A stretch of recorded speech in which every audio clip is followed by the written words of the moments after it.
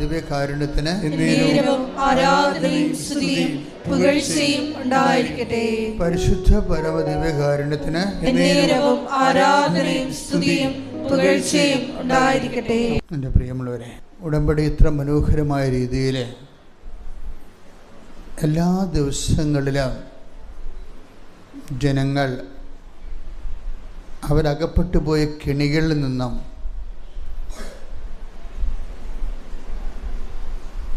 അവർ അകപ്പെട്ടു പോയ കുഴഞ്ഞ സീറ്റിൽ നിന്ന് കർത്താവിൻ്റെ ഉറച്ച പാറമേൽ എടുത്തവരെ ഉയർത്തി നിർത്തിയ ഒത്തിരി സാക്ഷ്യങ്ങൾ. ബൈബിളിലെ ഒരു വാഗ്ദാനമാണ്, കുഴഞ്ഞ സീറ്റിൽ നിന്നും നിന്നെ പൊക്കിയെടുത്ത് ഉറച്ച പാറമേൽ നിർത്തും. ശ്രുതികട്ടെ ഹല്ലേലൂയ. യേശുവേ നന്ദി. ഹല്ലേലൂയ ഹല്ലേലൂയ ഹല്ലേലൂയ ഹല്ലേലൂയ ഹല്ലേലൂയ. യേശുവേ ആരാധന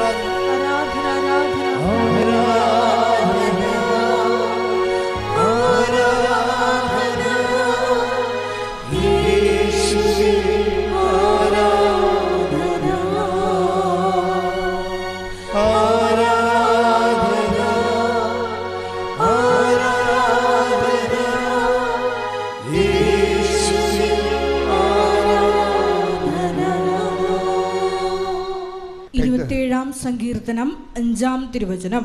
സങ്കീർത്തനം 27:5. ക്ലേശകാലത്ത് അവിടുന്ന് തന്റെ ആലയത്തിൽ എനിക്ക് അഭയം നൽകും. തന്റെ കൂടാരത്തിനുള്ളിൽ എന്നെ ഒളിപ്പിക്കും. എന്നെ ഉയർന്ന പാറമേൽ നിർത്തും. ഇപ്പം ക്ലേശകാലത്ത് ശത്രുക്കളുടെ കൈകളിൽ അകപ്പെടാതിരിക്കാൻ ഇസ്രായേൽക്കാർ ഓടിപ്പോയി രക്ഷപ്പെട്ടിരുന്ന സ്ഥലമാണ് ഉയർന്ന പാറ. വിശ്വാസ ജീവിതത്തിനും അവരുടെ ആധ്യാത്മികമായ അനുഭവം അങ്ങനെയാണ്. ദൈവം അവരെ കടങ്ങളിൽ നിന്നും മഹാരോഗങ്ങളിൽ നിന്നും ജീവിത ദുരിതങ്ങളിൽ നിന്നും രക്ഷപ്പെടുത്തുന്നത് ഉയർന്ന പാറമേൽ അവരെ കൊണ്ടുപോയി സുരക്ഷിതമായി നിർത്തുന്ന അനുഭവത്തോട് താരതമ്യം ചെയ്തുകൊണ്ടാണ് സങ്കീർത്തനം 27 അങ്ങനെ പാടുന്നത്. ഇത് ഉടമ്പടിയിലൊരു നിത്യസംഭവമാണ്. ആൾക്കാരെ ക്ലേശകാലത്ത് തൻ്റെ കൂടാരത്തെ ദൈവം സംരക്ഷിക്കുന്നു, ഉയർന്ന പാറമേൽ നിർത്തുന്നു. ഉടമ്പടി ഈ ക്ലേശകാലത്തെ നമ്മളെ പരിപൂർണമായി പെർഫെക്റ്റായിട്ട് സംരക്ഷിക്കുന്ന ഒരു കംപ്ലീറ്റ് കമ്മ്യൂണിക്കേഷൻ പാക്കേജ്, ദൈവമായിട്ട് കമ്മ്യൂണിക്കേറ്റ് ചെയ്യാൻ പറ്റുന്ന ഒരു കംപ്ലീറ്റ് പ്രോജക്റ്റാണ് ഉടമ്പടി. ഇത് അച്ഛൻ പറയണതല്ല, 2 സാമുവേൽ 23:5 അതിമഹാവചനമാണത്. ഉടമ്പടിയെ സംബന്ധിക്കുന്ന 2 സാമുവേൽ 23:5. അവിടുന്ന് എന്നോട് ശാശ്വതമായ ഉടമ്പടി ചെയ്തിരിക്കുന്നു. സുരക്ഷിതമായി സംവിധാനം ചെയ്ത ഉടമ്പടി. അവിടുന്ന് എന്റെ രക്ഷയും അഭിലാഷവും സാധിച്ചു തരും. അത് മനുഷ്യനിവിടെ 2 അടിസ്ഥാന കാര്യങ്ങളാണ് ഉള്ളത്. ഒന്ന് നിത്യരക്ഷ, രണ്ടാമത്തത് അനുദിന അഭിലാഷങ്ങൾ, അങ്ങനത്തെ ആവശ്യങ്ങൾ. 2 കാര്യങ്ങളെ നമുക്ക് നമ്മളുടെ മെയിൻ്റനൻസ് എവിടെയാണ് വരണത്? ഒന്ന് നമ്മുടെ അനുദിന ആവശ്യങ്ങൾ. അനുദിന ആവശ്യങ്ങളിൽ വീട്, ജോലി, വിവാഹം. ഞാൻ കഴിഞ്ഞ ദിവസങ്ങളിൽ സിംഗപ്പൂർ ധ്യാനിപ്പിക്കുകയായിരുന്നു. അപ്പോൾ അവരുടെ ഇൻറ്റൻഷൻസ് എല്ലാം അവിടെ PR-ൻ്റെ ഇൻറ്റൻഷൻസാണ് മെയിൻ ഇൻറ്റൻഷൻസ്. 30 കൊല്ലം അവിടെ താമസിക്കുന്ന മലയാളികൾക്കും പെർമനൻ്റ് റെസിഡൻസ് ഇല്ല. 30 കൊല്ലമായിട്ട് അവിടെ താമസിക്കുന്നവർക്കും പെർമനൻ്റ് റെസിഡൻസ് ഇല്ല. സ്ഥിരമായ ഒരു അവിടുത്തെ സിറ്റിസണിൻ്റെ, അവിടെ ആൾക്കാരെ 3ആയിട്ട് തിരിച്ചിരിക്കുക. സിറ്റിസൺ എന്ന് വെച്ചാൽ പൗരന്മാർ, പിന്നെ PR ഉള്ളവർ, പെർമനൻ്റ് റെസിഡൻസ് ഉള്ളവർ, പിന്നെ ഈ ന്യൂ കമേഴ്സായിട്ടുള്ളവർ. അവർ ശരിക്കും പറഞ്ഞാൽ ഫോറിനേഴ്സായിട്ടാണ് അവർ കൂട്ടണത്. അപ്പോൾ എന്താ പ്രശ്നം എന്ന് വെച്ച് കഴിഞ്ഞാൽ ഈ പുതിയ ആൾക്കാർക്ക് ചികിത്സാ ചെലവ് ഒരു രോഗത്തിന് 5000 രൂപ വന്നു കഴിഞ്ഞാൽ സിറ്റിസൻസിന് വെറും 500 രൂപയെ വരത്തുള്ളൂ. ഇതിങ്ങനെ എല്ലാത്തിലും ഉണ്ട്. എല്ലാ താരിഫിലും ഈ ജീവിതത്തിൻ്റെ ചെലവുകൾ. ഇപ്പോൾ ആദ്യമായിട്ട് ചെല്ലുന്നവർക്ക് ഏണിങ് ഉണ്ടാക്കാൻ വലിയ പാടാണ്. കുടുംബമായിട്ടൊക്കെ അവിടെ ജീവിക്കാൻ പാടാണ്. അല്ലെങ്കിൽ എല്ലാവർക്കും ജോലി ഉണ്ടാകണം. ഇപ്പോൾ നിങ്ങളിങ്ങനെ ചാടിക്കയറി ഇന്ത്യ വിട്ട് പോകുമ്പോൾ എപ്പോഴും ശ്രദ്ധിക്കേണ്ടത് അവരെല്ലാം സേഫാണെന്ന് നിങ്ങൾ ധരിക്കരുത്. അവർക്ക് വേണ്ടി പ്രാർത്ഥിക്കണമെന്നാണ് ഞാൻ എനിക്ക് പറയാനുള്ളത്. കുറേ പേര് ഓക്കെയാണ്, പക്ഷേ എല്ലാവരും അതുപോലെ ഓക്കെ അല്ല. നിങ്ങളൊക്കെ പൈസ ചോദിക്കുമ്പോൾ ചിലപ്പോൾ അവർ ലോൺ എടുത്തായിരിക്കും നിങ്ങൾക്ക് തരണത്. കാരണം നിങ്ങളവരെ കാണുന്നത് എങ്ങനെയാണ്? വിദേശത്ത് ജോലിയുള്ളവരായിട്ടല്ലേ കാണുന്നത്. അവരവിടെ നിലനിന്ന് പോകാൻ എന്തുമാത്രം പാടുപെടണമെന്നുണ്ട് അവർക്ക് മാത്രമേ അറിയത്തുള്ളൂ. അങ്ങനെ ഓരോരോ ഞാനിവിടെ ചെന്നപ്പോൾ രസമുണ്ടായി. എനിക്ക് ചിരി വന്നത്, ഒരു കാറിന് $50,000, അതിൻ്റെ ടാക്സ് $1,00,000. എങ്ങനെയാണ് ഇത് ശരിയാകണത്? ഒരു കാറിന് $50,000, അതിൻ്റെ ടാക്സ് $1,00,000. അപ്പം ഞാൻ ചോദിച്ചു ഇതെന്താണ് ഇങ്ങനെ വരണമെന്ന് ചോദിച്ചു. ഇപ്പോൾ നമുക്കിപ്പോൾ 15 കൊല്ലത്തെ ടാക്സ് വാങ്ങിക്കുമ്പോൾ തന്നെ നമ്മുടെ മൂക്കും മുഞ്ഞിയൊക്കെ ചളങ്ങി വരണം കണ്ടില്ലേ? ഗവൺമെൻറ് നമ്മുടെയൊക്കെ ഒന്ന് 15 വർഷത്തെ ടാക്സ് എടുക്കുമ്പോൾ തന്നെ നമ്മൾ മൂക്കൊക്കെ ഒരു ചുണ്ട് ഒരു വശത്തേക്ക് മാറും, ചളങ്ങി വരും. പക്ഷേ നോക്കി എന്തൊക്കെ ഉണ്ടാകുന്ന കാര്യം എല്ലാവരും സ്ഥലം കുറവേ ഉള്ളൂ, അവിടെ സ്ഥലം കുറവേ ഉള്ളൂ. അതുകൊണ്ട് ആൾക്കാരെല്ലാം വണ്ടി എടുക്കാൻ ഗവൺമെൻറ് ആഗ്രഹിക്കുന്നില്ല. നിങ്ങൾ പബ്ലിക് ട്രാൻസ്പോർട്ട് ഉപയോഗിക്കാൻ പറഞ്ഞിരിക്കുകയും പബ്ലിക് ട്രാൻസ്പോർട്ട് ഉപയോഗിച്ചാൽ മതി, ആരും വണ്ടി എടുത്ത് കറങ്ങണ്ടെന്നാണ് പറയണത്. കാര്യം സ്ഥലമില്ല, വണ്ടി പാർക്ക് ചെയ്യാൻ പോലും സ്ഥലമില്ല. അപ്പോൾ അതുകൊണ്ട് അവർ ടാക്സ് ഇരട്ടിയാക്കി വെച്ചിരിക്കുക. അപ്പോൾ ഈ വിചിത്ര വാർത്തകളൊക്കെ കേൾക്കുമ്പോൾ നമുക്ക് തോന്നും നമ്മൾ എന്തുമാത്രം മനോഹരമായ ജീവിതമാണ് ഇവിടെ ഇന്ത്യയിൽ ജീവിക്കണത്. എന്തൊരു മനോഹരമാണെന്ന് സഹിക്കാൻ പറ്റാത്ത അത്രയും നല്ല മനോഹരമാണ്. ഞാൻ ഈ സിംഗപ്പൂർ ഓരോ സ്ഥലങ്ങളിൽ പോയപ്പോൾ എനിക്ക് മനസ്സിലായത് അതിനേക്കാൾ എത്രയോ ബ്യൂട്ടിഫുള്ളാണ് ഈ എറണാകുളം. എറണാകുളത്തുനിന്ന് തുറമുഖത്തുനിന്ന് നമ്മൾ നേരെ പോയാൽ നമ്മൾ ആ പക്ഷിസങ്കേതം വരെ കോതമംഗലം വരെ പോകുമ്പോൾ ഒരു വലിയൊരു സാമ്രാജ്യത്തിലാണ് നമ്മൾ ജീവിക്കുന്നത്. അതിമനോഹര നൈസർഗികവും ഇങ്ങനെ ക്രിയേറ്റഡ് ആയിട്ടുള്ള, കൃത്രിമമല്ല, മനോഹരമായ സ്വന്തം രാജ്യത്ത്. ഇപ്പോൾ ചില സമയത്ത് ആൾക്കാർക്കൊക്കെ ഭയങ്കര സ്ട്രെസ്സാണ് അവിടെ. അപ്പോൾ ഞാൻ അവിടുത്തെ അച്ഛനോട് പറഞ്ഞു ഈ സ്ട്രെസ്സിൻ്റെ ഒരു കാരണം എന്താണ്, ഇവരെല്ലാവരും എനിക്ക് മനസ്സിലായത് ഒരു ഡ്രസ്സുണ്ട്, ജോലിയുടെ ഡ്രസ്സുണ്ട്, അതെല്ലാ കാലത്തും എല്ലായിടത്തും ഉണ്ട്, എല്ലാ രാജ്യങ്ങളും. നമുക്കില്ല ഡ്രസ്സ്, നമുക്ക് പക്ഷെ നമുക്ക് ഡ്രസ്സ് വന്നാൽ ഇറങ്ങി നടക്കാം വഴിയിലോട്ട്, നാട്ടുകാരെ കാണാം, സംസാരിക്കാം, കുറച്ച് സങ്കടം പറയാം. അപ്പോഴൊക്കെ ഇതെന്ന് വെച്ചാൽ ഒരു ഫ്ലാറ്റിൽ ഇങ്ങനെ കെട്ടി മേലോട്ട് പൊക്കിയിരിക്കുക. അതുകൊണ്ട് ഗുണമുണ്ട്, സുനാമിയൊക്കെ വന്നാൽ അവർ രക്ഷപ്പെടും. നമ്മൾ ഇപ്പോൾ ഓടേണ്ടി വരത്തില്ല. കാര്യം എല്ലാവരും ഫ്ലാറ്റിൽ, എല്ലാം ഫ്ലാറ്റാണ്, 10-70 നിലയുള്ള ഫ്ലാറ്റുകളാണ് അത് താമസിക്കുന്നത്. അപ്പോൾ ഞാനൊക്കെ പറഞ്ഞത് സേഫാണല്ലോ ഇത്, ഇപ്പോൾ ഒരു സുനാമിയൊക്കെ വന്നാൽ രക്ഷപ്പെടുമല്ലോ എന്ന് വിചാരിച്ചു. പക്ഷേ എന്തെങ്കിലും ഒരു ഡ്രസ്സ് വന്നാൽ ഈ ഫ്ലാറ്റിനകത്ത് കിടന്ന് കറങ്ങി കളിക്കുകയുള്ളൂ, ഒരു കൂട്ടിലകപ്പെട്ട കിളിയെപ്പോലെ. അപ്പോൾ ഡ്രസ്സ് കൂടും. ഡ്രസ്സിങ്ങനെ ഈ വികീരണം ചെയ്ത് പോകാനുള്ള ഒരവസ്ഥ അവിടെ ഇല്ല. അതുകൊണ്ടാണ് ചില ആൾക്കാർക്ക് ഷോക്ക് അബ്സോർബ് ചെയ്യാൻ ഉള്ള സംവിധാനങ്ങൾ കുറവായത് കാരണം മനുഷ്യൻ പൊതുവെ ഡ്രസ്സാണ്. ഈ ഉടമ്പടിക്കുണ്ടാകുന്ന പ്രശ്നം, ഈ ഡ്രസ്സുകാരെയൊക്കെ ഉടമ്പടി എങ്ങനെ കൈകാര്യം ചെയ്തു കഴിഞ്ഞാൽ ഇതിൻ്റെ അകത്ത് അഭിഷേകത്തിൻ്റെ ഒരു കണ്ടൻ്റ് ഉണ്ട്. ഇപ്പോൾ നമുക്കറിയാം ആധ്യാത്മികത വളരുമ്പോൾ ഫസ്റ്റ് സെക്ഷനിൽ ബ്ലെസ്സിങ്സാണ് വരുന്നത്, അനുഗ്രഹങ്ങൾ. ഉടമ്പടിക്കും അങ്ങനെയല്ലേ, അനുഗ്രഹങ്ങളാണ് വരുന്നത്. ഈ അനുഗ്രഹങ്ങൾ എല്ലാ കാലങ്ങളിലും ദൈവം തരും. പക്ഷേ അനുഗ്രഹങ്ങളുടെ ഒരു കുഴപ്പം, വേറെ എന്തെങ്കിലും ഒരു പുതിയ ഒരു വിഷയം ജീവിതത്തിലുണ്ടായാൽ അതിനെ അഡ്രസ്സ് ചെയ്യാൻ അനുഗ്രഹത്തിന്, ഇപ്പോൾ നിങ്ങൾക്ക് നല്ല ഭക്ഷണം കഴിക്കാമെന്ന് വിചാരിച്ചു, അപ്പോൾ നിങ്ങൾക്ക് രോഗമാണെങ്കിൽ ആ ഭക്ഷണം കൊണ്ടുവന്ന് വെച്ചാൽ, ഇപ്പോൾ വേണ്ടല്ലോ, ഒരു പനി മതിയല്ലോ, നല്ലൊരു ഭക്ഷണം വെച്ചിരിക്കുകയാണ്, പനിയാണെങ്കിൽ കഴിക്കാൻ പറ്റുമോ? കഴിക്കാൻ പറ്റത്തില്ല. ഇപ്പോൾ ഭക്ഷണം എന്നുള്ളത് അനുഗ്രഹമാണ്. പക്ഷേ ആ അനുഗ്രഹം ആസ്വദിക്കണമെന്നുണ്ടെങ്കിൽ അതിന് അനുകൂലമായ ഒരു സാഹചര്യം ഉണ്ടാകണം, അത് ആസ്വദിക്കാൻ പറ്റിയ. പനിയാണെങ്കിൽ നമുക്ക് ആസ്വദിക്കാൻ പറ്റത്തില്ല, ഇല്ലേ? അപ്പോൾ അനുഗ്രഹം കിട്ടിയത് കൊണ്ടും ആ അനുഗ്രഹത്തിൻ്റെ അനുബന്ധമായിട്ട് അനക്സറായിട്ട് വരുന്ന ഒരു ചുറ്റുപാട്, അനുകൂല ചുറ്റുപാടുകളുണ്ട് ജീവിതത്തിന്. ഈ ചുറ്റുപാടുകൾ it is not in our control. അതാണ് പ്രശ്നം. ജീവിതത്തിൻ്റെ ഞാൻ മനസ്സിലാക്കിയ ഒരു സത്യം, ഈ നമുക്ക് അനുഭവങ്ങൾ ആസ്വദിക്കാം. ചില സമയത്ത് അനുഭവങ്ങൾ നമുക്ക് ആസ്വാദ്യമല്ലാത്ത സമയത്ത് പ്രതികൂലമായ ചുറ്റുപാടുകൾ ഉണ്ടാകുന്നതുകൊണ്ടാണ് വിഷയം വരുന്നത്. ചുറ്റുപാടുകൾ it is not in our control. അതൊരു സീരിയസ് വിഷയമാണ് ജീവിതത്തിൻ്റെ. നമ്മുടെ ഈ അനുഗ്രഹങ്ങൾ ആസ്വദിക്കുന്ന ആ ഒരു ഘട്ടത്തിൽ, എൻ്റെ സെക്കൻഡ് ഘട്ടത്തിൽ വരുമ്പോൾ ചുറ്റുപാടുകൾ, ഇപ്പോൾ നമ്മുടെ കുഞ്ഞിന് അസുഖമാണെങ്കിൽ നമ്മൾ അനിയത്തിൻ്റെ കല്യാണമാണെന്ന് പറഞ്ഞൊരു വലിയ കാര്യമുണ്ട്. അനിയത്തിൻ്റെ കല്യാണം നമ്മൾ ഇങ്ങനെ ആറ്റുനോറ്റ് കാത്തിരുന്നതാണ്. കാര്യം നമ്മൾ കല്യാണം കഴിച്ച് പോകുന്നു, ഇനി അപ്പായുടെ ഒരു ബാധ്യതയും നമ്മുടെ ഒരു ബാധ്യതയാണ് അവളെ പറഞ്ഞു വിടുകയെന്ന്, അവളൊരു സേഫായിട്ടുള്ള സ്ഥലത്ത് വിടുക എന്നുള്ളത് നമ്മുടെ ഒരു ബാധ്യതയാണ്. അപ്പം നമ്മളും അനിയത്തിയുടെ കൂടെ അവളുടെ കല്യാണം നടക്കാൻ വേണ്ടി പ്രാർത്ഥിക്കുകയും പറ്റുന്നതൊക്കെ വേണം പൊന്നൊക്കെ കൊടുക്കുകയും ചെയ്യും. അങ്ങനെ കൊടുത്ത് നമ്മളിങ്ങനെ ഭയങ്കര സന്തോഷത്തിരിക്കുമ്പോഴായിരിക്കും നമ്മുടെ കുഞ്ഞ് ഇന്നൊരു അസുഖം വന്നു കഴിഞ്ഞാൽ അപ്പം തന്നെ ഈ ഷോക്ക് അബ്സോർവ് ചെയ്യാൻ പറ്റത്തില്ല, സിറ്റുവേഷൻ മാറി. അപ്പോൾ അനിയത്തിൻ്റെ കല്യാണം ഒരു അനുഗ്രഹമാണെങ്കിലും നമ്മുടെ കുഞ്ഞിന് അസുഖം വന്ന കാരണം ഈ കല്യാണത്തിൻ്റെ സന്തോഷം നമുക്ക് കിട്ടണില്ല.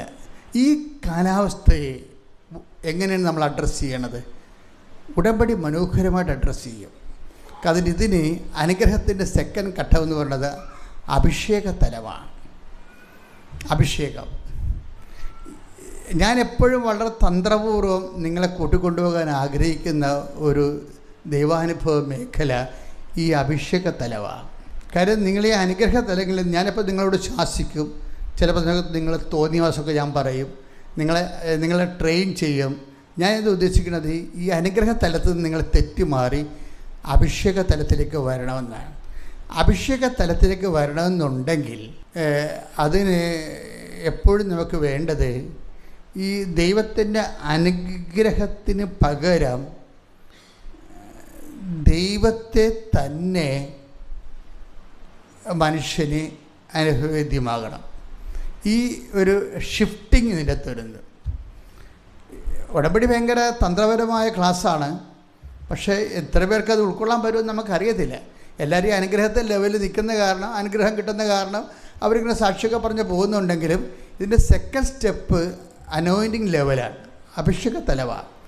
അഭിഷേക തലത്തിൻ്റെ ടെക്നിക്കാലിറ്റി, എൻ്റെ ഒരു തന്ത്രമെന്ന് പറയണത്, തന്ത്രജ്ഞാനം എന്ന് പറയണത്, അഭിഷേകം ഉണ്ടാകണമെന്നുണ്ടെങ്കിൽ ഈ വസ്തു അല്ലെങ്കിൽ വിഷയം മാറിയിട്ട് വ്യക്തിയിലേക്ക് ഇത് ഷിഫ്റ്റ് ചെയ്യണം. വ്യക്തി എന്ന് പറഞ്ഞത് ആരാണ്? ദൈവമായിരിക്കണം ഈ നമ്മുടെ ദൈവത്തിൻ്റെ അനുഗ്രഹത്തെക്കാൾ നമുക്ക് പ്രാധാന്യമായിട്ട് വരേണ്ടത്. ദൈവമേ, നീ എന്നെ അനുഗ്രഹിച്ചാലും കുഴപ്പമില്ല, അനുഗ്രഹിച്ചില്ലെങ്കിലും കുഴപ്പമില്ല, എനിക്ക് നിന്നെ വേണം, നീ എൻ്റെ കൂടെ താമസിക്കണം. അതാണ് വിഷയം. അതിലേക്ക് ഷിഫ്റ്റ് ചെയ്യാൻ, പക്ഷേ ഷിഫ്റ്റ് ചെയ്യാൻ വിചാരിച്ചാൽ നമുക്ക് ഒരു ഉടമ്പടി 1-2 പുതുക്കി. ഇപ്പോൾ ദിവസങ്ങളിൽ വിനീഷ്യ എന്നും പറഞ്ഞൊരു മോളൊരു സാക്ഷ്യമുണ്ടായി. സിമ്പിൾ സാക്ഷിയാണ്, വലിയ സാക്ഷ്യമൊന്നും ഇല്ല അതിനകത്ത്. കാര്യം അവൾ ചെറുപ്പക്കാരുടെ സാക്ഷ്യം അത്ര ആഴപ്പെട്ട സാക്ഷ്യമൊന്നും അവർ പറയത്തില്ല. പക്ഷേ അവിടെ ലൈഫുമായിട്ട് ബന്ധപ്പെട്ട കാര്യങ്ങൾ അവർ പറയും. എനിക്ക് ചെറുപ്പക്കാരുടെ സാക്ഷ്യം ഭയങ്കര ഇഷ്ടമാണ്. എന്ന് വെച്ച് കഴിഞ്ഞാൽ അവരിങ്ങനെ ഈ ജീവിതവും ലോകവുമായിട്ട് ഏറ്റുമുട്ടി പരിക്കേറ്റ വലിയ ദൈവാനുഭവത്തെക്കുറിച്ചൊന്നും അവർക്ക് അറിയത്തില്ലെങ്കിലും അവരുടെ എഡ്യൂക്കേഷൻ ലെവലിലെ കുറേ സാക്ഷ്യങ്ങൾ, പ്രൊഫഷണൽ ലെവലിലെ കുറേ സാക്ഷ്യങ്ങൾ പറയും. അത് യൂത്തിനത് ആവശ്യമാണ്. അതുകൊണ്ട് ഞാനത് ശ്രദ്ധിക്കും. വിനീഷ്യയുടെ സാക്ഷ്യം, വിനീഷ്യ ഒരു മാസ്റ്റർ ഡിഗ്രി എടുത്ത ആളാണ്. പുള്ളിയുടെ ആധ്യാത്മിക നിലവാരം പുള്ളി പറയുന്നുണ്ട്. ഞാൻ കുടുംബ പ്രാർത്ഥനക്കൊന്നും ഇരിക്കത്തില്ല, മാതാവിനോട് പ്രത്യേക ഡിവോഷനൊന്നുമില്ല, അതിൻ്റെ ആവശ്യമുണ്ടെന്ന് എനിക്ക് തോന്നിയിട്ടില്ല. അത് കൃത്യമായിട്ടാണ് കാര്യങ്ങൾ പറയണത്. അവിടെ ലെവൽ അതാ. ഞാൻ കുടുംബ പ്രാർത്ഥനയ്ക്ക് ഇരിക്കത്തില്ല. ഇരിക്കത്തില്ലെന്നല്ല, she has not trained such a way. ആ രീതിയിൽ അവൾ ട്രെയിൻ ചെയ്തിട്ടില്ല. ട്രെയിൻ ചെയ്തെടുക്കണമെന്നുണ്ടെങ്കിൽ അതിൻ്റെ ഒരു ഡിസബിലിറ്റിയൊക്കെ ഉണ്ടെങ്കിൽ മാത്രമേ നമുക്ക് ആൾ ട്രെയിൻ ചെയ്യാൻ പറ്റത്തുള്ളൂ. അപ്പം അതുകൊണ്ട് ഇവരിങ്ങനെ ട്രെയിനിങ്ങിന് വിധേയമാകുന്ന ആളല്ല. അതുകൊണ്ട് അപ്പം പറഞ്ഞാൽ കേൾക്കത്തില്ല, അമ്മ പറഞ്ഞാൽ കേൾക്കത്തില്ല, പ്രാർത്ഥനയ്ക്ക് വിളിച്ചാൽ വരത്തില്ല, അവർക്ക് ഇഷ്ടമുള്ള കാര്യം ചെയ്തുകൊണ്ടിരിക്കും. പക്ഷേ നമുക്ക് അങ്ങ് ഇഷ്ടമുള്ള കാര്യം ചെയ്തുകൊണ്ടിരിക്കണം എന്ന് പറഞ്ഞ കാര്യം ദൈവത്തിന് പകരം നമുക്ക് വേറെ ഒന്നുമില്ല. അതാണ് അതിൻ്റെ അകത്ത് വരുന്ന സബ്സ്റ്റിറ്റ്യൂട്ട്. ഇപ്പോൾ നമുക്കിഷ്ടമുണ്ട് ഇഷ്ടമില്ല, താല്പര്യമുണ്ട് താല്പര്യമില്ല എന്നൊക്കെ പറഞ്ഞിട്ടും ഈ മനുഷ്യന്മാർക്ക് ഇങ്ങനെയുള്ള അവസ്ഥ ഉണ്ടാകുമെന്ന് ദൈവത്തിന് അറിയാം. കാര്യം മനുഷ്യന് ഓരോ സമയത്ത് അവനവൻ്റെ ഇഷ്ടം അനുസരിച്ചുകൊണ്ട്. അതുകൊണ്ടാണ് ഈ ഹൃദയം ഇടിപ്പിൻ്റെ കാര്യത്തിൽ നമുക്ക് കമാൻഡ് റെഗുലേഷൻ തരാഞ്ഞ കാര്യം അതാണ്. ഇപ്പം ചോറ് കഴിക്കണമെങ്കിൽ വാ പൊളിക്കാതിരുന്നു കഴിഞ്ഞാൽ ചോറ് കഴിക്കത്തില്ല, ഓക്കെ. പക്ഷേ എന്നാൽ നമുക്ക് കുറച്ച് നാൾ ജീവിക്കാൻ പറ്റും. ആരെങ്കിലും പിടിച്ച് തല്ലി നമ്മളെ തീറ്റിക്കുക ആൾക്കാർ. പക്ഷേ ഈ ഉദ്ദേശത്തിൽ തന്നെ കഴിക്കാൻ പറ്റത്തില്ല എന്നുള്ള ആ ഒരു സ്വാതന്ത്ര്യവും അധികാരവും ഹൃദയത്തിന് കൊടുത്തില്ലല്ലോ ദൈവം. പ്രാർത്ഥിച്ചാലും പ്രാർത്ഥിച്ചില്ലേലും നമുക്ക് വരുന്ന പ്രശ്നം ദൈവത്തിന് സബ്സ്റ്റിറ്റ്യൂട്ട് ഇല്ല. അതാണ് ഏറ്റവും വലിയ വിഷയം. ദൈവത്തിന് പകരം നമുക്ക് എന്തെല്ലാം കാര്യമുണ്ട്. ഇപ്പം കിഡ്നിക്ക് പകരം കിഡ്നി വരാൻ പോകുന്നു അല്ല, പുതിയ കിഡ്നി. ഒരു കാര്യം മാത്രമേ ഉള്ളൂ, ബ്ലഡ് ശുദ്ധീകരിക്കുന്ന ഒരു പ്രക്രിയ നടക്കത്തില്ലെന്നേ ഉള്ളൂ. അല്ലെങ്കിൽ ഹൃദയം മാറ്റിവെക്കണ പോലെ ഇപ്പം കിഡ്നി മാറ്റിവെക്കാൻ പോകുന്നുണ്ട്. അതിൻ്റെ പരീക്ഷ നടന്നുകൊണ്ടിരിക്കുകയാണ്. ആടുകളിലും പൂച്ചകളിലും അതിൻ്റെ പരീക്ഷ നടന്നു കഴിഞ്ഞു. അപ്പോൾ ഇനി മനുഷ്യരിലേക്ക് വരുമ്പോൾ വരുന്ന ഇടയ്ക്ക് ഈ നമ്മുടെ ബ്ലഡ് ശുദ്ധീകരിക്കുന്നുണ്ട് കിഡ്നി. ദൈവം എന്തെല്ലാം ഈ ശാസ്ത്രം എന്ന് പറയുമ്പോൾ എനിക്ക് ചിരി വരും. ശാസ്ത്രം എന്ന് പറഞ്ഞാൽ എന്ന സംഭവം?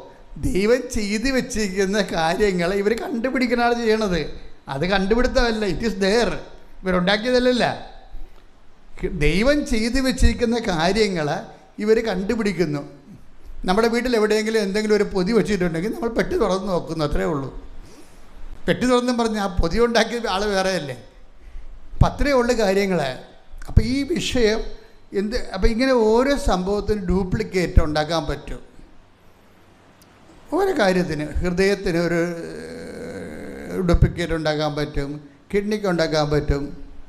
പക്ഷേ എങ്ങനെ ഡ്യൂപ്ലിക്കേറ്റ് ഉണ്ടാക്കിയാലും ദൈവത്തിന് സബ്സ്റ്റിറ്റ്യൂട്ട് ഉണ്ടാക്കാൻ പറ്റത്തില്ല. നീ പ്രാർത്ഥിച്ചാലും പ്രാർത്ഥിച്ചില്ലെങ്കിലും നിനക്ക് നഷ്ടം.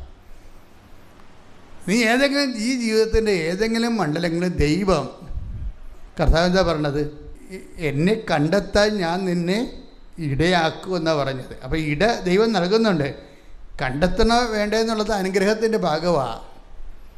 ടേക്ക് ദ ബെഡഫോർഡ്, എന്നെ കണ്ടെത്താൻ ഞാൻ നിന്നെ ഇടയാക്കും. ശ്രുതിക്കട്ടെ ഹല്ലേലൂയ ഹല്ലേലൂയ ഹല്ലേലൂയ ഹല്ലേലൂയ ഹല്ലേലൂയ. യേശുവേ നന്ദി, ഹല്ലേലൂയ ഹല്ലേലൂയ. യേശുവേ ആരാധന ആരാധന ആരാധന. യേശുവേ നന്ദി, മഹത്വം മഹത്വം മഹത്വം മഹത്വം മഹത്വം. സന്തോഷത്തിന് കൈയടിച്ചുകൊണ്ട് ഒരുമിച്ച് പാടാം. നല്ല പ്രഭാതമാണ്.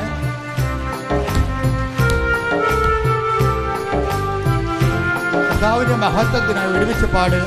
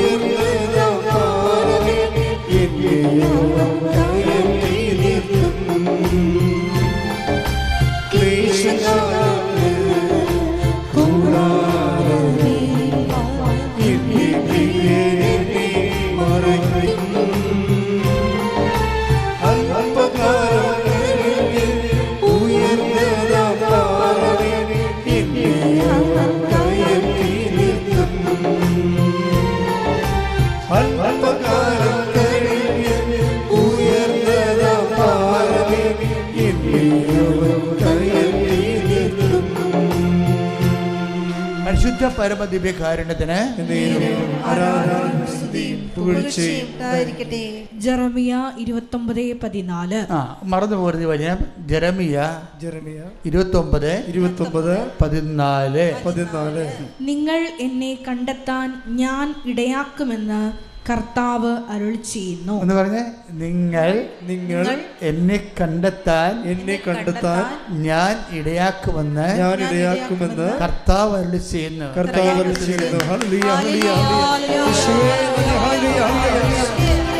സന്തോഷത്തോടെ വെറുതെ പാടുക.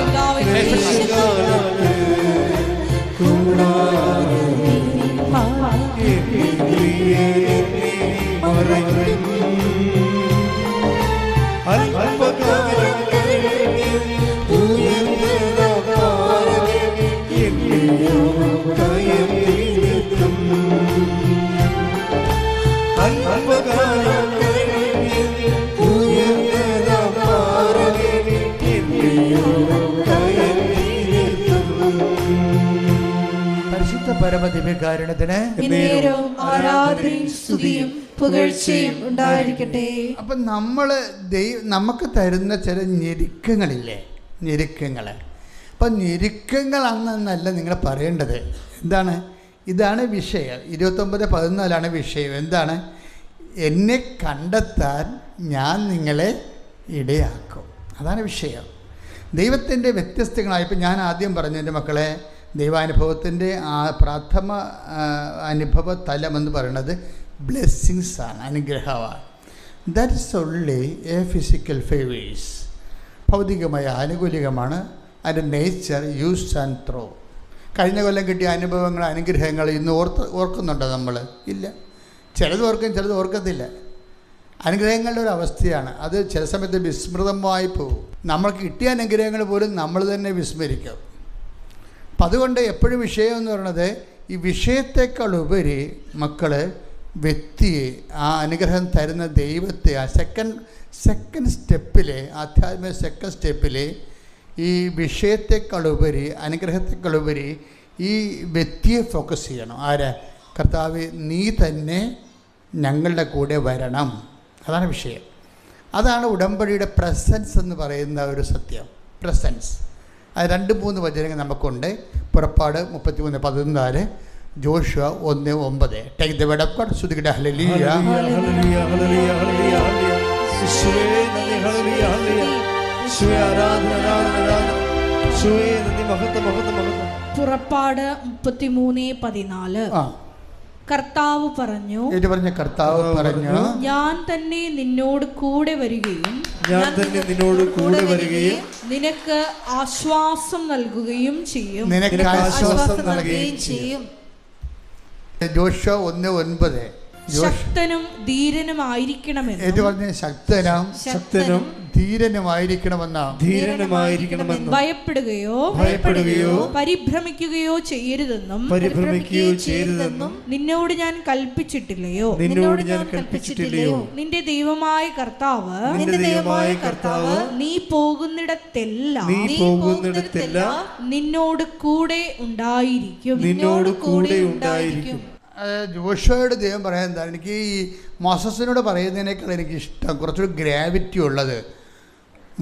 പുറപ്പാട് 33:14 കുറച്ചുകൂടി ഗ്രാവിറ്റി ഉള്ളത് ജോഷുവ 1:9. അവിടെ പറയുന്ന അതൊരു അഭിഷേക തലത്തെക്കുറിച്ചാണ് സംസാരിക്കുന്നത്. ജോഷുവയോട് മോസസിനോട് പറയുന്നത് എന്താണ്? ഞാൻ നിൻ്റെ കൂടെ വരികയും നിനക്ക് ആശ്വാസം നൽകുകയും ചെയ്യും. It's okay. That's a realm of ബ്ലെസ്സിങ്സിൻ്റെ ലെവലാണ്. അത് അനുഗ്രഹത്തിൻ്റെ ലെവലാണ്. ആശ്വാസം നൽകുകയും ചെയ്യും. അതായത് പുറപ്പാട് 33:14. പക്ഷേ ദൈവ അനുഭവത്തിൻ്റെ സെക്കൻഡ് സ്റ്റെപ്പിലേക്ക് വരുമ്പോൾ ജോഷുവയോട് പറയുന്നുണ്ട്. എന്താണ്? മോസസ് മരിച്ചുപോയി, മോസസിൻ്റെ കാലം കഴിയുകയാണ്, ഇനി നീയാണ്. ഇനി എന്താണ്? I will come with you wherever you go. അപ്പോൾ നീ എവിടെ, മോസസിനോട് പറഞ്ഞതിനേക്കാൾ ഈ പ്രോമിസ് കുറച്ചുകൂടി അങ്ങ് ദൈവം അപ്ഗ്രേഡ് ചെയ്യുന്നുണ്ട്. ഞാൻ നിൻ്റെ കൂടെ വരികയും നിനക്ക് ആശ്വാസം നൽകുകയും ചെയ്യുമെന്നുള്ളതാണ് പുറപ്പാട് 33:14 പ്രോമിസ്. അവിടെ ആശ്വാസം മാത്രമാണ് അതിൻ്റെ, അത് ബ്ലെസ്സിങ് ലെവലിൽ കിടക്കുകയാണ്. ജോഷുവ 1:9 വരുമ്പോൾ മോസസിൻ്റെ കാലം കഴിഞ്ഞു, ഇനി ദൈവവും ജോഷുവയും തമ്മിലുള്ള ഇടപാടുകളാണ് ഉള്ളത്. ആ ഇടപാടുകളിൽ ദൈവം ജോഷുവയോട് പറഞ്ഞത് എന്താണെന്ന് വെച്ച് കഴിഞ്ഞാൽ, ആശ്വാസം നൽകുന്നത് പറയണത് എന്താണ്? I will come with you wherever you go. നീ ഏത് കാട്ടിൽ പോയാലും കടലിൽ മുങ്ങിയാലും I will be there with you. ഞാൻ നിൻ്റെ കൂടെ ഉണ്ടാവുക. എൻ്റെ ദൈവവേദനയിലെ ഇതിനേക്കാൾ വലിയൊരു പ്രോമിസ് നമുക്ക് ആവശ്യമുണ്ടോ? ദാറ്റ് മീൻസ് എന്താ ദൈവം പറയണത്? എൻ്റെ ദൈവവേദനയിലെ നീ വെന്റിലേറ്ററിലാണെങ്കിൽ പോലും I will B with you. കൈയടിച്ച് സ്തുതിക്കട്ടെ. ഹല്ലേലൂയ.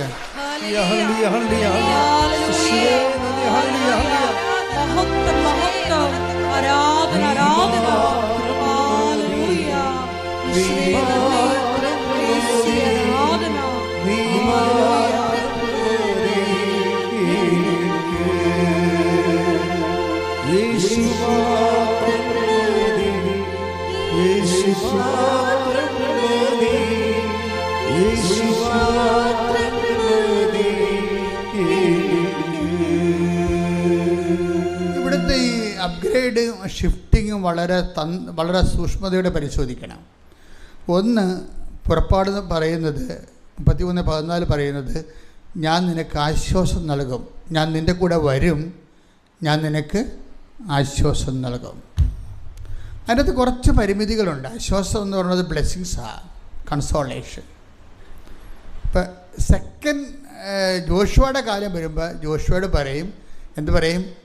നീ ശക്തനും ധീരനുമായിരിക്കണം. ഇതാണ് അഭിഷേകം എന്ന് പറയുന്നത്. അതായത് ഞാൻ നിൻ്റെ ശത്രുക്കളെ നിനക്ക് ശത്രുക്കൾ ഉണ്ടാവത്തില്ലെന്നോ ശത്രുക്കളില്ലാത്ത സ്ഥലത്തുകൂടി ഞാൻ നിന്നെ കൊണ്ടുപോകുന്നൊന്നും അല്ല പറയണത്. അതാണ് വിഷയം. രോഗങ്ങൾ നിനക്ക് ഉണ്ടാവത്തില്ലെന്നോ രോഗങ്ങളില്ലാത്ത ഒരു സ്ഥലത്ത് കൂടി ഞാൻ നിന്നെ കൊണ്ടുപോകുന്നു അങ്ങനെ പ്രോമിസില്ല. ഇവിടെ എന്താ പറയണത്? രോഗങ്ങളൊക്കെ ഭൂമിയിൽ ഉണ്ടാകുമ്പോൾ ഉണ്ടാകും, ക്ലേശങ്ങളുണ്ടാകും. ഈശോയും ആ ലെവലിൽ ആ നിലവാരത്തിൽ തന്നെയാണ് ഈശോയും നിൽക്കുന്നത്. എന്താണ്? ലോകത്ത് നിങ്ങൾക്ക് ഞെരുക്കങ്ങൾ ഉണ്ടാകും. ശ്രുതികട ഹല്ലേലൂയ, ഹല്ലേലൂയ, ഹല്ലേലൂയ, ഹല്ലേലൂയ, ഹല്ലേലൂയ. യേശുവേ നന്ദി, ഹല്ലേലൂയ, ഹല്ലേലൂയ. യേശുവേ ആരാധന, ഹല്ലേലൂയ, ഹല്ലേലൂയ, ഹല്ലേലൂയ. യേശുവേ ആരാധന. യോഹന്നാൻ 16:33. യോഹന്നാൻ 16:33. നിങ്ങൾ എന്നിൽ സമാധാനം കണ്ടെത്തേണ്ടതിനാണ്. എന്തൊരു ബ്യൂട്ടിഫുൾ ആണെന്ന് ചോദിക്കേ. നിങ്ങൾ എൻ്റെ അനുഗ്രഹത്തിൽ സമാധാനം കണ്ടെത്താനല്ല പറയണത്. നിങ്ങൾ ഷിഫ്റ്റ് ചെയ്യുന്നുണ്ട്, ആൾ വ്യക്തിയിലേക്ക് ഷിഫ്റ്റ് ചെയ്യാനുണ്ട്. ഇപ്പം നിങ്ങൾക്ക് ജോലി എന്ന് പറഞ്ഞാൽ നിങ്ങൾ ജോലി വീട് വിവാഹം ജപ്റ്റ് മാറണം. നിങ്ങൾ എന്നിട്ട് ഈ വിഷയത്തിൽ നിന്ന് ഷിഫ്റ്റ് ചെയ്തിട്ട് എന്താ പറയണത്? നിങ്ങൾ എൻ്റെ അനുഗ്രഹത്തിലല്ല സമാധാനം കണ്ടെത്തേണ്ടത്, പിന്നെ എന്താണ്? നിങ്ങൾ എന്നിൽ സമാധാനം കണ്ടെത്തണം. കൈയടിച്ച് സ്തുതിക്കട്ടെ. ഹല്ലേലൂയ, ഹല്ലേലൂയ, ഹല്ലേലൂയ, ഹല്ലേലൂയ. യേശുവേ നന്ദി, ഹല്ലേലൂയ,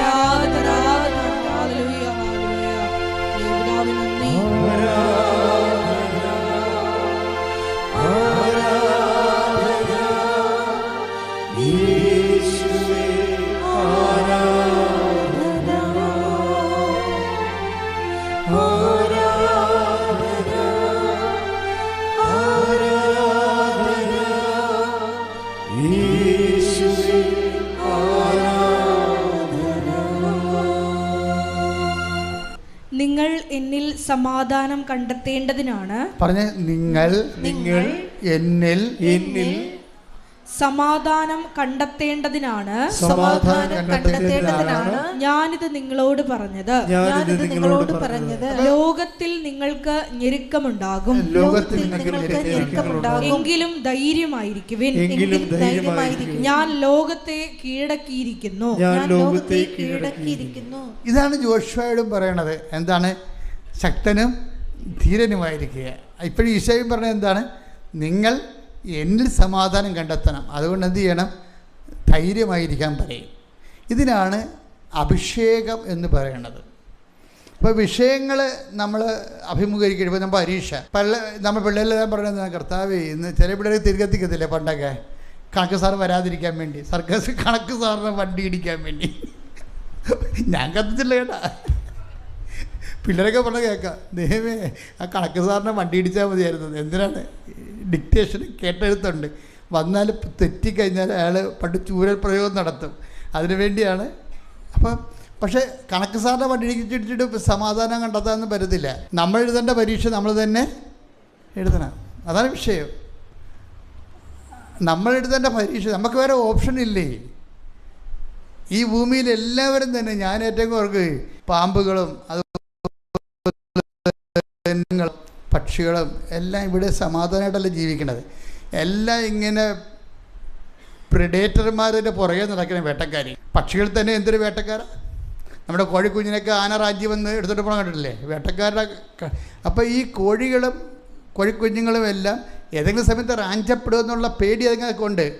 പക്ഷെ അതിനൊക്കെ ഒരു ഗുണമുണ്ട്, അധികം ബുദ്ധി കൊടുത്തിട്ടില്ല ദൈവം. നമ്മുടെ പ്രശ്നം എന്താ? നമ്മൾ ടെൻഷൻ അടിക്കുന്ന കാര്യം, നമുക്ക് കാര്യങ്ങൾ അറിയാം. മറ്റൊരു കാര്യം അറിയാൻ പാടില്ല. ചുമ്മാ വിളക്ക് തിരിച്ചോട്ടിക്കുന്ന സമയത്ത് റാഞ്ചിക്കൊണ്ട് പോകും. അധികം ടെൻഷനില്ല നിങ്ങൾക്ക്, എന്നാലും ഒരു ചെറിയ പേടി നിങ്ങൾക്കുണ്ട്.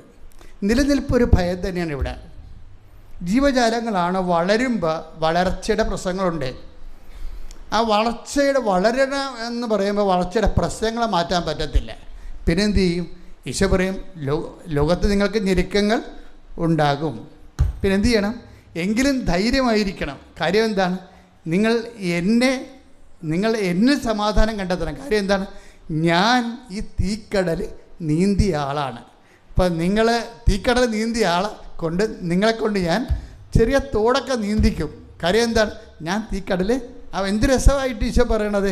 ഒരു വിഷയം ഈശോയുടെ കൂടെ തരണം ചെയ്യാൻ നിങ്ങളെ പ്രാപ്തമാക്കിയാണ് ഈ ഉടമ്പടി ചെയ്തുകൊണ്ടിരിക്കുന്നത്. ശ്രദ്ധിക്കട്ടെ. ഹല്ലേലൂയ, ഹല്ലേലൂയ, ഹല്ലേലൂയ, ഹല്ലേലൂയ, ഹല്ലേലൂയ.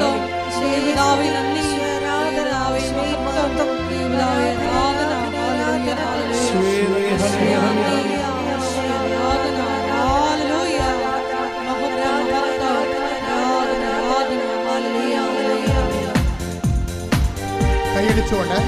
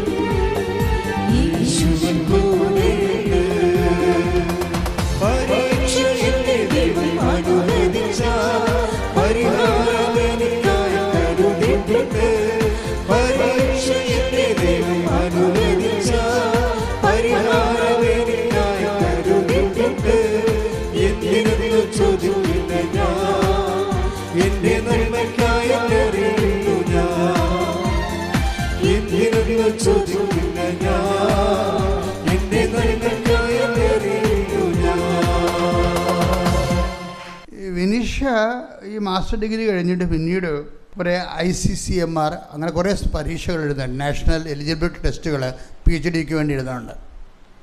അപ്പോൾ ഇവളുടെ പ്രശ്നം എന്ന് വെച്ച് കഴിഞ്ഞാൽ ഇവളെ മാസ്റ്റർ ഡിഗ്രി കഴിഞ്ഞിട്ട് പിന്നീട് PhD എടുക്കണം. അതൊരു പ്രോസസ്സിങ്ങാണ്. അതിന് പിന്നെ വല്ല അസിസ്റ്റൻ്റ് പ്രൊഫസറോ വല്ലതൊക്കെ ആയിട്ട് കയറാൻ പറ്റുമായിരിക്കും. അപ്പോൾ ആ ഒരു ഉദ്ദേശത്തിലാണ് പോകണമെങ്കിലും ഈ PhDയുടെ ആ പ്രോസസ്സിൽ മുമ്പത്തേക്കാൾ സിലബസ് കട്ടിയായി. വെറുതെ എന്തെങ്കിലുമൊക്കെ നോക്കിയിട്ട് പോയി എഴുതാനൊന്നും പറ്റത്തില്ല. ചോദ്യങ്ങൾക്കെല്ലാം കൃത്യമായ മറുപടി കൊടുക്കണം. അതുപോലെ തന്നെ എല്ലാ വിഷയങ്ങൾക്കും ക്ലിയർ കട്ട് ആൻസർ കൊടുക്കണം. അപ്പോൾ ഇതൊക്കെ ഒന്നും ഇവൾക്ക് അറിയത്തില്ല. അപ്പം അതിൻ്റേതായിട്ടുള്ള കുറേ ടെൻഷനുണ്ട്. ഈ ടെൻഷൻ്റെ കൂടെ ഇങ്ങനെ ഓരോരോ ഇൻ്റർവ്യൂവും അതുപോലെ ഹോസ്പിറ്റല് സ്കാനിങ് ബയോപ്സി ഇങ്ങനെ കുറേ കാര്യങ്ങൾ അതിൻ്റെ റിസൾട്ട് വരുന്നവരെ മനുഷ്യന്മാർക്കുണ്ടാകുന്ന ഒരു ടെൻഷനുണ്ട്. ഈ ടെൻഷനെ കൈകാര്യം ചെയ്യാൻ വേണ്ടിയാണ് ഇതിൻ്റെ അകത്ത് വിശ്വാസ പ്രയോഗം വെച്ചിരിക്കുന്നത്. ഉടമ്പടിയിൽ വിശ്വാസം തന്നെ നമ്മളെപ്പോഴും സാധാരണ ഉപയോഗിക്കുന്നത് വിശ്വാസം പ്രയറൈസ് ചെയ്യുകയാണ്. Faith set into prayer. അതോടുകൂടി നമ്മുടെ ആധ്യാത്മിക ജീവിതം ഏതാണ്ട് 70 വയസ്സുകൊണ്ട് തീരുകയാണ്. ചില ആൾക്കാർ ആ പ്രാർത്ഥനയുടെ തരത്തിൽ മരിച്ചു പോകും. പക്ഷേ വിശ്വാസത്തിൻ്റെ ദൈവാനുഭവം അവർക്ക് ആഴപ്പെട്ടത് കുറവായിരിക്കും. ദൈവ സാന്നിധ്യം കുറവായിരിക്കും. ദൈവ സാന്നിധ്യമല്ല, അവർ ബ്ലെസ്സിങ്സ് തന്നെ. ദൈവത്തെ എന്തിനാണ് പ്രാർത്ഥിക്കുന്നത്? എന്തിനാണ്? അനുഗ്രഹം. എനിക്കിപ്പോൾ അനുഗ്രഹം ആവശ്യമില്ലെന്നൊക്കെ പറയത്തില്ല ആൾക്കാർ. കാര്യം അങ്ങനെ കുറച്ച് കാര്യം സെറ്റപ്പുള്ള ആൾക്കാർ പറയും എനിക്ക് അനുഗ്രഹം ആവശ്യമില്ല, ഞാൻ പള്ളിയിൽ പോകണില്ലെന്ന്. അനുഗ്രഹത്തിനല്ലല്ലോ ദൈവത്തെ എന്തിനാണ് നമ്മൾ തേടുന്നത്? ദൈവത്തിന് വേണ്ടിയാണ് തേടുന്നത്. അതാണ് വിഷയം. ദൈവത്തെ അനുഗ്രഹത്തിന് വേണ്ടിയല്ല തേടുന്നത്. ചില ഭിണ്ണന്മാർ പറയണത് എന്താണ്? എനിക്ക് ആവശ്യമില്ല, എൻ്റെ മക്കളെല്ലാം സെറ്റിലാണ്, ഞാൻ സെറ്റിൽഡാണ്, എനിക്ക് പെൻഷനുണ്ട്, എനിക്ക് ഒരു അനുഗ്രഹവും ആവശ്യമില്ല. കാര്യം അനുഗ്രഹമില്ല, ഞാൻ ഫിക്സഡ് ഡിപ്പോസിറ്റ് വെച്ചിരിക്കുകയാണ്, അതുകൊണ്ട് എനിക്ക് പള്ളിയിൽ പോകേണ്ട കാര്യമില്ല എന്ന് പറഞ്ഞ ആൾക്കാരുണ്ട്. ഭിണ്ണന്മാരാണ്. കാര്യം ചെറുക്ക് പൈസാകും തോറും ഭിണ്ണത്തരം കൂടിക്കൊണ്ടിരിക്കും. അത് അവരുടെ ചില മാങ്ങാണ്ടിയുടെ അടുത്ത് പുഴു ഉണ്ടാവില്ല. ചില മാങ്ങാണ്ടി അത് ആ പുഴു എങ്ങനെ വന്നതാണത്? അത് കുഞ്ഞുനാളിൽ ആ മാങ്ങാൻ്റെ അകത്ത് പൂ വിരിയുമ്പോൾ തന്നെ പുഴു കൊണ്ടുവന്ന് മുട്ടയിടും. അത് മാങ്ങയുടെ ഒപ്പം അങ്ങോട്ട് വളരും. പഴം മാങ്ങ നമ്മൾ തിന്നാൻ നേരത്താണ് പുഴു, വലിയ പുഴു ചാടി പുറത്ത് വീഴുന്നത്. അതുപോലെയാണ് ചില ആൾക്കാർക്ക് കുഞ്ഞുനാളിൽ തന്നെ അവിശ്വാസം കടന്നു വരും. കുഞ്ഞുനാളിൽ തന്നെ അവിശ്വാസം വരും. ഒന്നെങ്കിൽ അപ്പൻ്റെ ജീവിതമായിരിക്കും, ചിലപ്പോൾ പാർട്ടി ജീവിതമായിരിക്കും.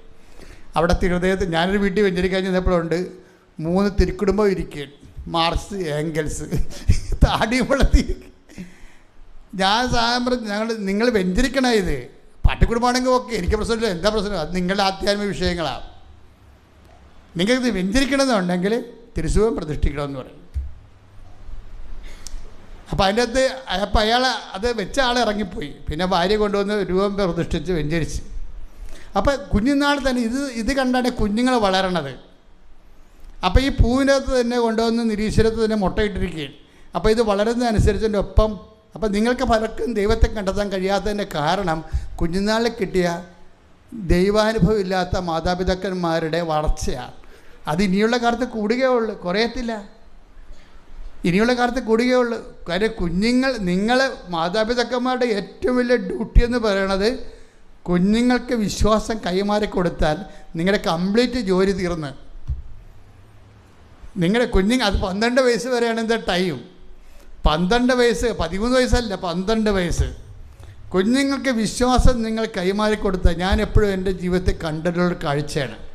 അതായത് എൻ്റെ അപ്പൻ ഞങ്ങൾക്ക് അന്നുണ്ടായിരുന്ന 1 ഏക്കർ സ്ഥലത്ത് അപ്പനിങ്ങനെ എല്ലാ സമയത്തും കർഷകപ്പണിയാണ്, നിറച്ച് വാഴയും കാച്ചിലും ചേമ്പും ഒക്കെയാണ് വിട്ടിരിക്കുന്നത്. അപ്പൻ ഒരിക്കലും എപ്പോഴും അപ്പനെ കാണുമ്പോഴെപ്പോഴും മുണ്ട് കൊടുത്ത് കത്തി പിടിച്ചിരിക്കണം കാണാം. എന്ന് എപ്പോഴും ഇങ്ങനെ തിച്ചിക്കുകയും ചെയ്യുകയും തടവെടുത്തും മണ്ണിട്ടും വെള്ളമിട്ടും പായൽ വാരി വെച്ച് ഇതിൻ്റെ കൂടെ തന്നെയാണ് ഇപ്പം എൻ്റെ നല്ല ഓർമ്മയുള്ള സമയത്തൊക്കെ. പക്ഷെ ചില സമയത്ത് അപ്പം 12 തിരി കത്തിക്കും 12 മണിക്ക്. അപ്പം 12 തിരി ഉച്ച 12 മണിക്ക് 12 തിരി കത്തിക്കുന്ന ഇടയിൽ 12 മണിക്ക്. എന്നിട്ട് അപ്പനെയും ഒറ്റ മുണ്ട് കൊടുത്ത് വേർത്തൊലിച്ച് കൈയും പിടിച്ച് നിൽക്കണേ കാണാം. എന്നിട്ട് അപ്പം വന്നിരുന്നിട്ട് കുറേ സമയം ഇരുന്നിട്ട് പ്രാർത്ഥിക്കണേ കാണാം. എന്നിട്ട് രാത്രി ആകുമ്പോൾ അമ്മയോടും അച്ഛനോടും ഞങ്ങളുടെ പിള്ളേരൊക്കെ ഇരിക്കുമ്പോൾ ആ വീട്ടിലെ കഥ പറയും. ഓരോ വിഷയം വരുമ്പോൾ, ഒരു എക്സ്ട്രാ വിഷയം വരുമ്പോൾ, ഇപ്പോൾ ജീവിതത്തിൻ്റെ ലോഡ് തന്നെത്താൻ എടുക്കാൻ പറ്റാതെ വരുമ്പോഴാണ് ഈ 12 തിരി കത്തിക്കണത്. എന്നിട്ട് 12 മണിക്ക് വേർത്തൊലിച്ച് മുട്ട നിൽക്കുന്നത് പ്രാർത്ഥിക്കണത്. അപ്പോൾ എക്സ്ട്രാ ഡ്യൂട്ടി വരുമ്പോൾ അപ്പം ചെയ്യണ പരിപാടിയാണത്. അപ്പോൾ ഇത് കണ്ടാണ് ഞാൻ വളർന്നത്. എന്നിട്ട് അപ്പൻ അതിനെ അതിജീവിക്കണ ഞാൻ കണ്ടിട്ടുണ്ട്. അപ്പനങ്ങനെ ആരോടും സംസാരിക്കുകയോ കൂടുതൽ സംസാരിക്കുകയോ ചെയ്യും. എപ്പോഴും ജോലിയും കുടുംബങ്ങളൊക്കെ ആയിട്ട് നടക്കുന്ന ആളാണ്. പക്ഷേ അപ്പൻ സംസാരിക്കണം, ഈശോയോട് സംസാരിക്കുക. അമ്മയുമായിട്ട് അപ്പന് നല്ല ബന്ധമാണ്. അപ്പന് പറയാൻ ആളുണ്ട്, കേൾക്കാനും ആളുണ്ട്. അതാണ് വിഷയം. അപ്പനും ദൈവമായിട്ടുള്ള ബന്ധമുള്ളത് കൊണ്ട് അപ്പന് പറയാൻ ആളുണ്ട്. എന്താണ്, അപ്പന് കേൾക്കാനും ആളുണ്ട്. കാര്യം അത് നിസ്സാര ബന്ധമല്ല. ഹൈദരാബാദിൽ നിന്ന് പോരുമ്പോൾ അപ്പൻ ആപ്പടെ വീട്ടിൽ കൊണ്ടുവന്നത് ഈ 2ാം ലോകമഹായുദ്ധം കഴിഞ്ഞിട്ട് ഒരു സ്റ്റോർ കീപ്പറായിരുന്നു. ജോലിയില്ലാഞ്ഞ കാലത്ത്, അന്നത്തെ 10ാം ക്ലാസ്സാണ്, ഒരു സ്റ്റോർ കീപ്പർ ജോലി കിട്ടി. അത് കഴിഞ്ഞപ്പോൾ യുദ്ധം കഴിഞ്ഞപ്പോൾ സ്റ്റോർ അടച്ച്. അപ്പൻ ജോലിയില്ലാതെ വീട്ടിൽ വരുമ്പോൾ കൊണ്ടുവരുന്ന ലൂർദ് മാതാവിൻ്റെ രൂപമാണ്. ഞാൻ എപ്പോഴും നിങ്ങളോട് പറയാറുണ്ട്, ലൂർദ് മാതാവിനെക്കുറിച്ച് പറയാറുണ്ട്. അപ്പം ഞാൻ ഈ പ്രാവശ്യം ലൂർദിൽ ധ്യാനിപ്പിക്കാൻ വേണ്ടി അമ്മ എന്നെ വിളിച്ചു ഫ്രാൻസിൽ. ഞാൻ ധ്യാനിപ്പിക്കാൻ പോയപ്പോൾ അവിടുന്ന് അപ്പൻ ചെയ്തത് തന്നെ ഞാൻ ചെയ്തത്. അപ്പൻ്റെ രൂപം അപ്പൻ്റെ കാലത്ത് തന്നെ പൊട്ടിപ്പോയായിരുന്നു. അന്ന് അപ്പം മരിക്കുകയും ചെയ്തു. പിറ്റേ ദിവസം അപ്പം മരിക്കുകയും ചെയ്തു. അപ്പോൾ ആ രൂപം വീട്ടിലില്ല. ഞാൻ വീട്ടിൽ പോയി, വീട് എല്ലാവരും മരിച്ച് തീർന്നു കഴിഞ്ഞപ്പോൾ ഞാൻ മാത്രമായി, പെങ്ങൾ മാത്രമായപ്പോൾ ഞാൻ ഒറ്റയ്ക്ക് വീട്ടിൽ പോയി ഒരു JCB എടുത്ത് എൻ്റെ പറമ്പ് മൊത്തം കളപ്പിച്ച് ആ ലൂർദ് മാതാവിൻ്റെ പൊട്ടി രൂപം കണ്ടെത്താൻ വേണ്ടി. എത്ര രൂപ മുടക്കി? അന്ന് കുടുംബത്തിൽ വെച്ച് എൻ്റെ കുഞ്ഞുനാളിൽ പ്രാർത്ഥിച്ച ആ രൂപം കണ്ടെത്താൻ വേണ്ടി ഒരു JCB എടുത്ത് 3 ദിവസം വീട് മുഴുവൻ ആ പറമ്പ് മുഴുവൻ കിളപ്പിച്ച് ആ രൂപം കണ്ടെത്താൻ വേണ്ടി. കിട്ടിയില്ല. ഞാൻ അവസാനം ലൂർദിൽ പോയി ധ്യാനിപ്പിച്ചപ്പോൾ, ധ്യാനം കഴിഞ്ഞപ്പോൾ ഞാൻ പറഞ്ഞു, വീട്ടിലൊരു രൂപം ഉണ്ടായിരുന്നു, അത് എവിടെന്നെങ്കിലും വാങ്ങിക്കണം, ലൂർദിൽ വന്നിരിക്കണത് അതിന് വേണ്ടിയാണെന്ന് പറഞ്ഞു. ഞാൻ പിന്നെ അവിടെ പോയി സിസ്റ്റർ എന്നെ ഒരു സ്ഥലത്ത് കൊണ്ടുപോയി, ഷീബ സിസ്റ്റർ എന്നെ ഒരു സ്ഥലത്ത് കൊണ്ടുപോയി. അപ്പോൾ $25 ഒരു രൂപം വാങ്ങിച്ച്. അപ്പോൾ വീട്ടിൽ പണ്ടുണ്ടായിരുന്ന അതേ രൂപം, അതിന് അപ്പോൾ എന്താ പ്രശ്നം വെച്ചാൽ നമ്മൾക്കിതൊക്കെ സീരിയസാണ് വിഷയം. ഇതൊക്കെ ഒരു അനുഷ്ഠാനം പോലെ ചെയ്യുകയല്ല, ഇത് ജീവിതത്തിൻ്റെ അടിസ്ഥാനം പോലെ ചെയ്യുകയാണ്. അനുഷ്ഠാനവും അടിസ്ഥാനവും തമ്മിൽ വ്യത്യാസമുണ്ട്. ദൈവത്തിന് തോന്നണം. അതാണ് ഞാൻ പറയുന്നത്, അപ്പന് പറയാൻ ആളുണ്ടായിരുന്നു, അപ്പന് കേൾക്കാനും ആളുണ്ടായിരുന്നു. അത് ആണ് സീരിയസ് വിഷയമാണ്. നമ്മൾ ദൈവമായിട്ട് ഇങ്ങനെ ജീവിക്കുമ്പോൾ വിനീഷയുടെ സാക്ഷ്യം എന്താ? വിനീഷ പറയണത്, ഞാൻ എൻ്റെ കൂട്ടുകാരത്തി പറഞ്ഞ ഉടമ്പടി എടുത്ത്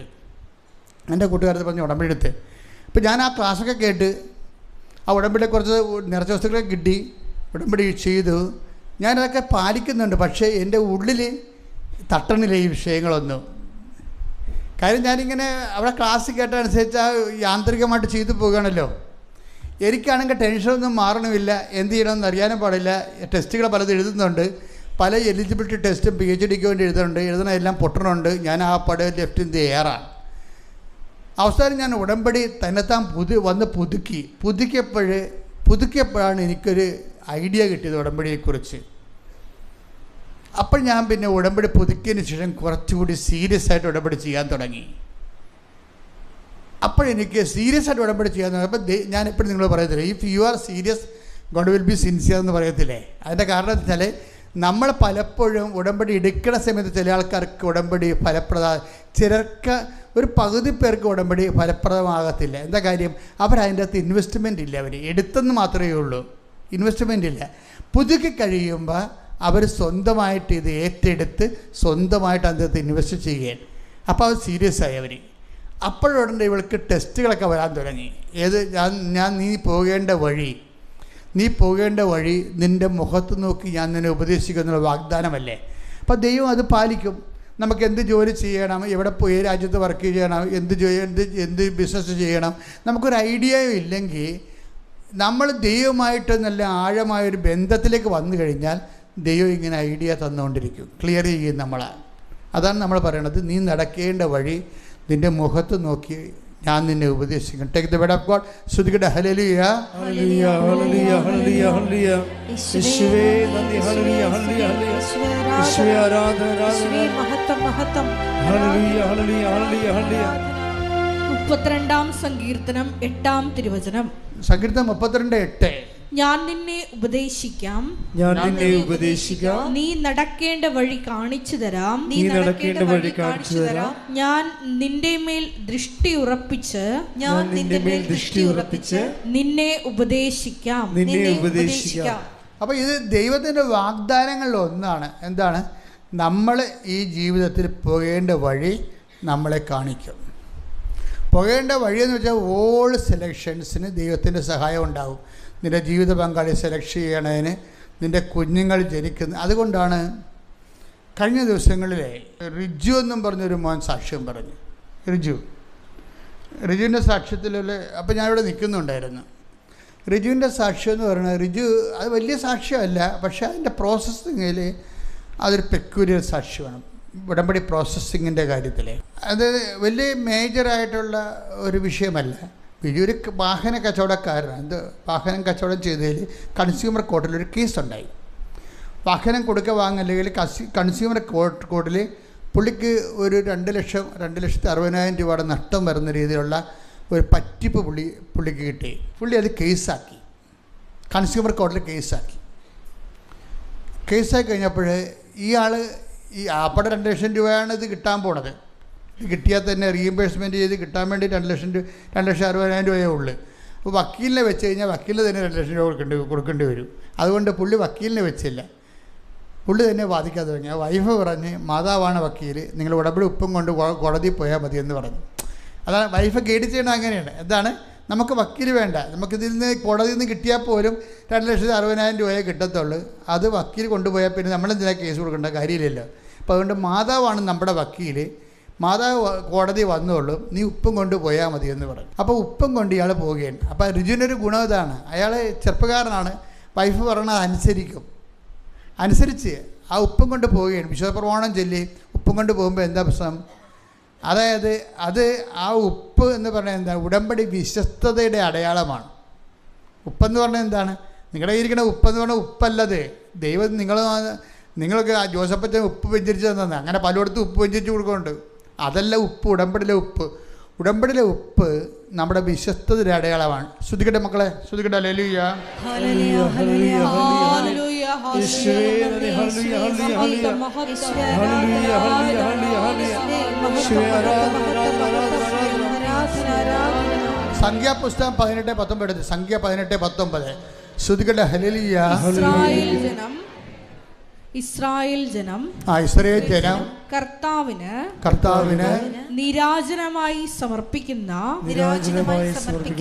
വിശുദ്ധ കാഴ്ചകളെല്ലാം നിനക്കും പുത്രന്മാർക്കും പുത്രിമാർക്കും ശാശ്വത അവകാശമായി ഞാൻ നൽകുന്നു. കർത്താവിന്റെ സന്നിധിയിൽ നിനക്കും സന്തതികൾക്കും ഇത് എന്നേക്കും നിലനിൽക്കുന്ന അലംഘനീയമായ ഉടമ്പടിയായിരിക്കും. അപ്പോൾ ഉടമ്പടി ഉപ്പ് നീരാജ എന്ന് വെച്ച് കഴിഞ്ഞാൽ ലവണ ഉടമ്പടി, ഉപ്പ് തളിച്ചതെന്ന് അർത്ഥം. അതിൻ്റെ അർത്ഥം ഉപ്പ് തളിച്ചതിൻ്റെ ഉദ്ദേശം എന്താണ്? നിനക്കും ദൈവത്തിനും തമ്മിൽ ഇത് ശാശ്വതമായ ഉടമ്പടിയായിരിക്കും. അതായത് വിശ്വസ്തതയാണ് അവിടുത്തെ സബ്ജക്റ്റ്. അപ്പം നമ്മൾ ഉപ്പ് കയ്യിൽ പിടിച്ചു കഴിഞ്ഞാൽ I am faithful to the covenant എന്നതിൻ്റെ അർത്ഥം. ഞാൻ എൻ്റെ ദൈവവുമായിട്ട് ഉടമ്പടി വിശ്വസ്തതയാണ്. അത്രയും ഭയങ്കര ആഴമായ പ്രതീകങ്ങളാണ് ഉള്ളത്. പിന്നെ അല്ല വേറെ ഉപ്പ് ഭയങ്കര സംഭവമാണ് ശരിക്കും പറഞ്ഞാൽ. നിങ്ങൾക്കൊക്കെ ഇതില്ലാത്തതെന്തറിയാമോ? നിങ്ങൾ ഈ നൊവേനപ്പാട്ടിൽ നിന്നും പല അച്ഛന്മാരൊക്കെ അവിടെ ഇവിടെയൊക്കെ ഇരുന്ന് പിശാചിപ്പിടുത്തക്കാരൊക്കെ എല്ലാവരും ഉപ്പ് വെച്ചിട്ട് കൊടുക്കണില്ലേ? അതുപോലെ എന്തോ സംഭവമാണെന്ന് ഇത് വിചാരിക്കണേ. ദിസ് ഇസ് നോട്ട് ദൈ ടിക്കറ്റ്. ഇത് ഉടമ്പടിയുടെ ഘടകമാണ്, അവിഭാജ്യ ഘടകമാണ്. ഇതിൻ്റെ ഉദ്ദേശം എന്താണ്? ഇതിൻ്റെ ഉദ്ദേശം നമ്മളെടുത്ത്, അതായത് കർത്താവാണ് എൻ്റെ അവകാശം. ലേവ്യർ 2:13 എടുത്തേ. ലേവ്യർ 2:13. ലേവ്യർ 2:13. ലേവ്യർ 2:13. ധാന്യബലിയിൽ നിന്ന് നിന്റെ ദൈവത്തിന്റെ ഉടമ്പടിയുടെ ഉപ്പ് നീക്കിക്കളയരുത്. എല്ലാ ധാന്യബലിയോടും കൂടെ ഉപ്പ് സമർപ്പിക്കണം. അപ്പം എന്താ വിഷയം എന്ന് വെച്ച് കഴിഞ്ഞാൽ, ധാന്യബലികളുടെ കൂടെ ഉപ്പ് സമർപ്പിക്കുമ്പോൾ അത് നമ്മുടെ വിശ്വാസത്തെയും വിശ്വസ്തതയുടെയും സമർപ്പണമാണ് അവിടെ വരുന്നത്. 18:20 എടുത്ത്. ശ്രുതികട്ടെ. ഹല്ലേലൂയ,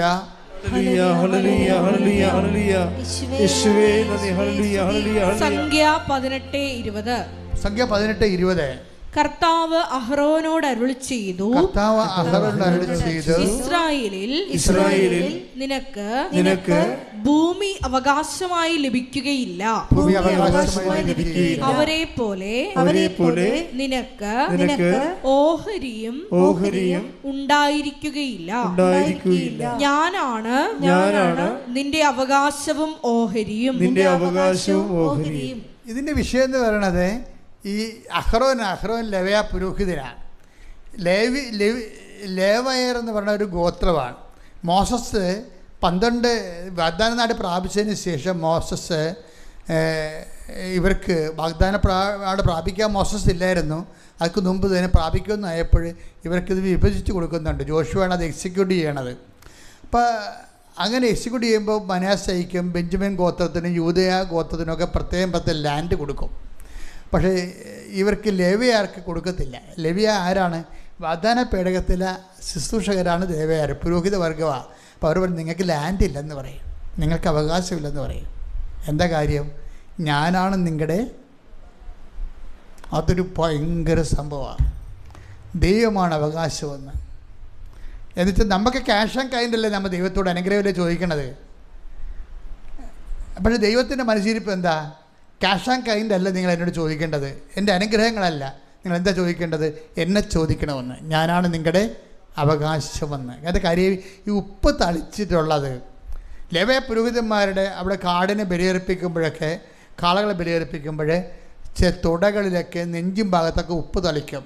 ആ ഉപ്പ് തളിച്ചത് ആരാണ്? ദൈവത്തിൻ്റെതാണ്. അത് അഹ്റോനും ഉള്ളതാണ്. അവരതുകൊണ്ട് ജീവിക്കണം. പിന്നെ ദേവാലയത്തിൻ്റെ ഓഹരി കൊണ്ട് ജീവിക്കണം. ദേവാലയത്തിൻ്റെ ഓഹരി കൊണ്ടാണ് ഈ അഹ്റോനും കുടുംബവും ലേവ്യ ഗോത്രങ്ങളും ജീവിക്കേണ്ടത്, പുരോഹിത ജോലി ചെയ്തുകൊണ്ട്. അവരുടെ ഓഹരി ആരാണ്? കർത്താവാണ്. അപ്പോൾ കർത്താവിൻ്റെ അനുഗ്രഹത്തെക്കാൾ ഉപരി കർത്താവ് തന്നെയാണ് അവകാശം. അതാണ് ഈ പറയണത് സംഖ്യ 18:20 എന്താ പറയണത്? ഞാനാണ് നിൻ്റെ അവകാശം.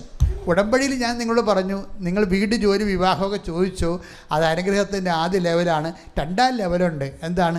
അനുഗ്രഹത്തെ ദാതാവ് തന്നെ, ദൈവത്തെ തന്നെ. ഉടമ്പടി അതുകൊണ്ടാണ് മോശസിനോട് ജോഷുവോട് പറയണത്, I will come with you wherever you go. നീ ഏത് കാട്ടിപ്പോയാലും കടലിൽ മുങ്ങിയാലും ഞാൻ നിൻ്റെ കൂടെ ഉണ്ടാകും, നിൻ്റെ കൂടെ തന്നെ ഉണ്ടാകും. നിന്നെ മുങ്ങാൻ ഞാൻ അനുവദിക്കത്തില്ലെന്നാണ്.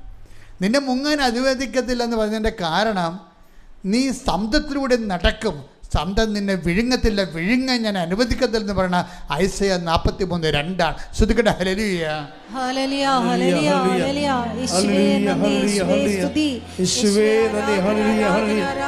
യേശയ്യ 43:2.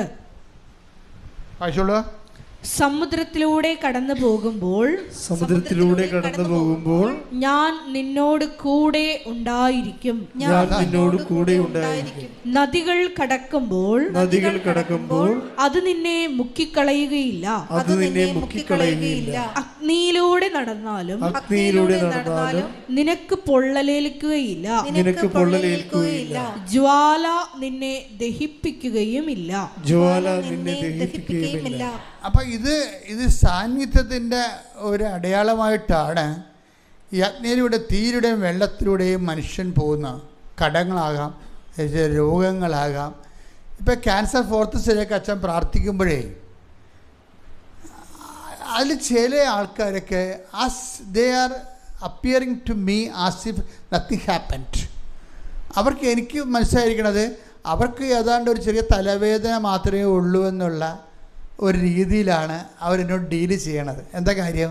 ഈ ക്യാൻസർ 4th സ്റ്റേജിന് അവർ അഗ്നിയിലൂടെ പോവുകയാണ്, അവർ വെള്ളത്തിലൂടെ നങ്ങുകയാണ്. വെള്ളം മുങ്ങത്തില്ല, വെള്ളം നിന്നെ മുക്കത്തില്ല, അഗ്നി നിന്നെ പൊള്ളിക്കത്തില്ലെന്ന് പറഞ്ഞാൽ ഇവരിതിൻ്റെ ആ വേദനയും ചൂരും ഇവരനുഭവിക്കുന്നില്ല. കർത്താവ് അവർക്ക് ആന്തരിക അഭിഷേകം നൽകിക്കൊണ്ട് വേദന അനുഭവിക്കാത്ത, ആന്തരിക സമാധാനം നഷ്ടപ്പെടാത്ത രീതിയിൽ അവർക്ക് അഭിഷേകം നൽകിയിരിക്കുമ്പോൾ അവരെന്താ വസിക്കണത്? ദൈവം തന്നെയാണ് വസിക്കുന്നത്. അതാണ് അഭിഷേകം. കൈയടിച്ച് ശ്രുതിക്കട്ടെ ഹല്ലേലൂയ.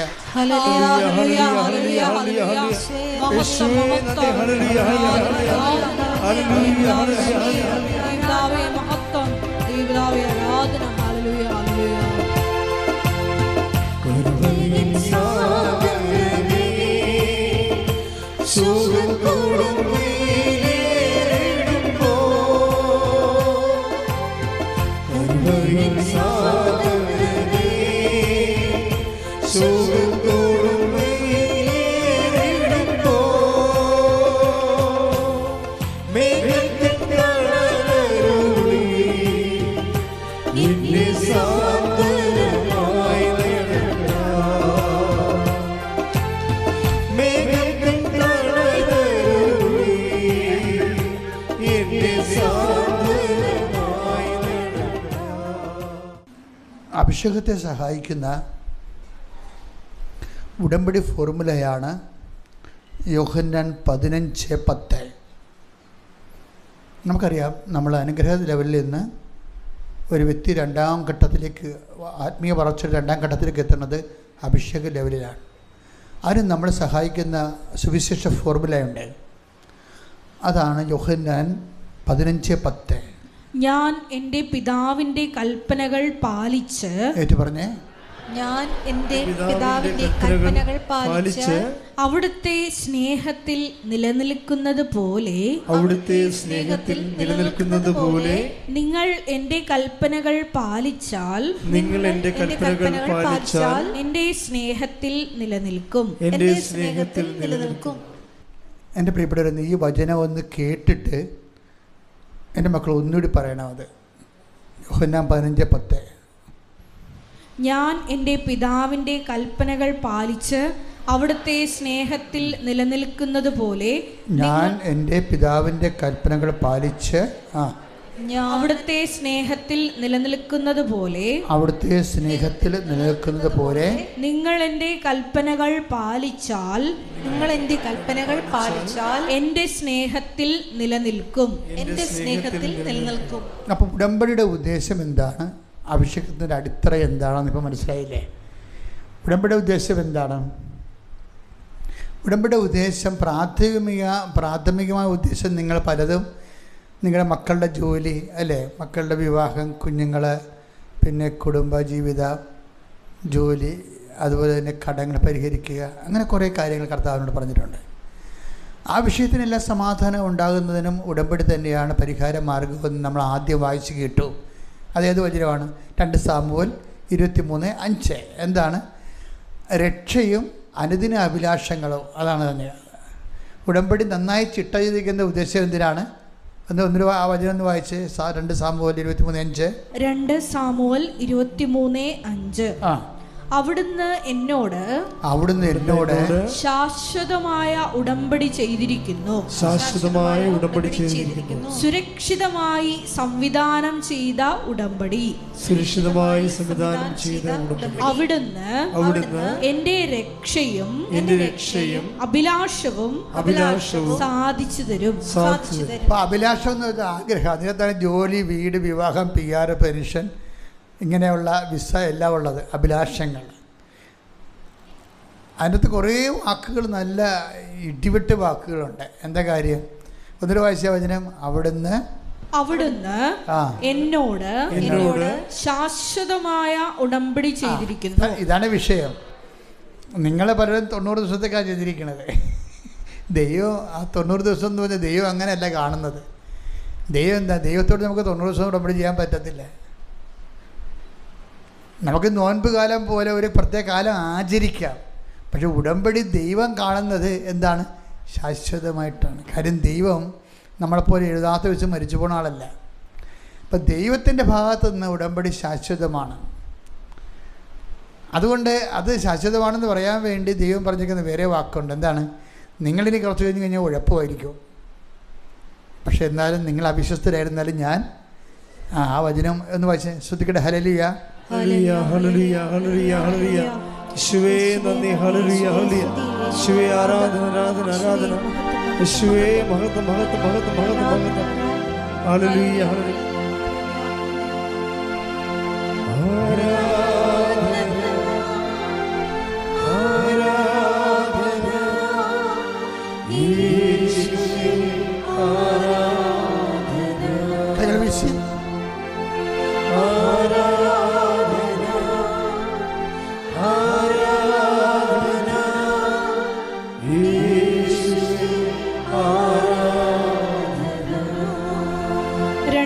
തിമോത്തിയോസ് 2:13.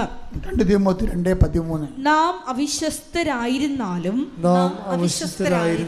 അവൻ വിശ്വസ്തനായിരിക്കും. എന്തെന്നാൽ തന്നെ തന്നെ നിഷേധിക്കുക അവന് സാധ്യമല്ല. അപ്പോൾ 90 ദിവസം കഴിഞ്ഞാലും ഇനി നിങ്ങളെ ഉടമ്പടി നീലയായി, ഇനി മാതാവിൻ്റെ സിൽവർ ഗ്രേയിൽ കടലിലേക്ക് നിങ്ങൾ പോയാലും ശരി, നിങ്ങളിടയ്ക്ക് പിന്നീട് ഉടമ്പടി നിങ്ങൾക്ക് ചെയ്യാൻ പറ്റാത്ത അവസ്ഥ വന്നാലും പിന്നെന്താ? ദൈവം, നിങ്ങൾ അവിശ്വസ്തരായിരുന്നാലും ദൈവം. അപ്പോൾ എപ്പോഴും നമ്മൾ ഓർത്തേക്കണം, നമ്മളിങ്ങനെ ഇടയ്ക്ക് നമുക്ക് മനുഷ്യന്മാർക്ക് ചില ചാബല്യങ്ങളും കുടുംബത്തിലും ഞെരുക്കങ്ങളും കാലാവസ്ഥ ഭേദങ്ങളും ന്യൂനമർദ്ദങ്ങളൊക്കെ ഉണ്ടാകത്തില്ലേ? കുടുംബത്തിലുണ്ടാകില്ലേ ന്യൂനമർദ്ദം? അപ്പോൾ ന്യൂനമർദ്ദം ഉണ്ടാകുമ്പോൾ സ്വാഭാവികമായിട്ട് ഭയങ്കര ഹെവി ഡൗൺ പോറൊക്കെ ഉണ്ടാകും. ഇപ്പം എന്താ പറയണത്?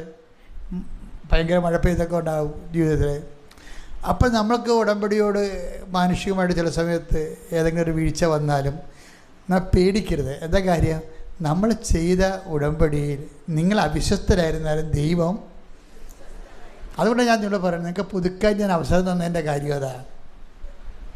ചില ആൾക്കാർ 21 ഉടമ്പടി എടുത്തിട്ട് 16 തൊട്ട് 21 വരെ ഉടമ്പടി എടുത്ത് ജീവിച്ചു. പിന്നെ അവർ ഉടമ്പടി നിങ്ങൾ വിട്ടാലും ദൈവം വിടത്തില്ല. അനുഗ്രഹം ആ ദൈവം നിങ്ങളോട് പറഞ്ഞ കാര്യങ്ങൾ ചെയ്തുകൊണ്ടേയിരിക്കും.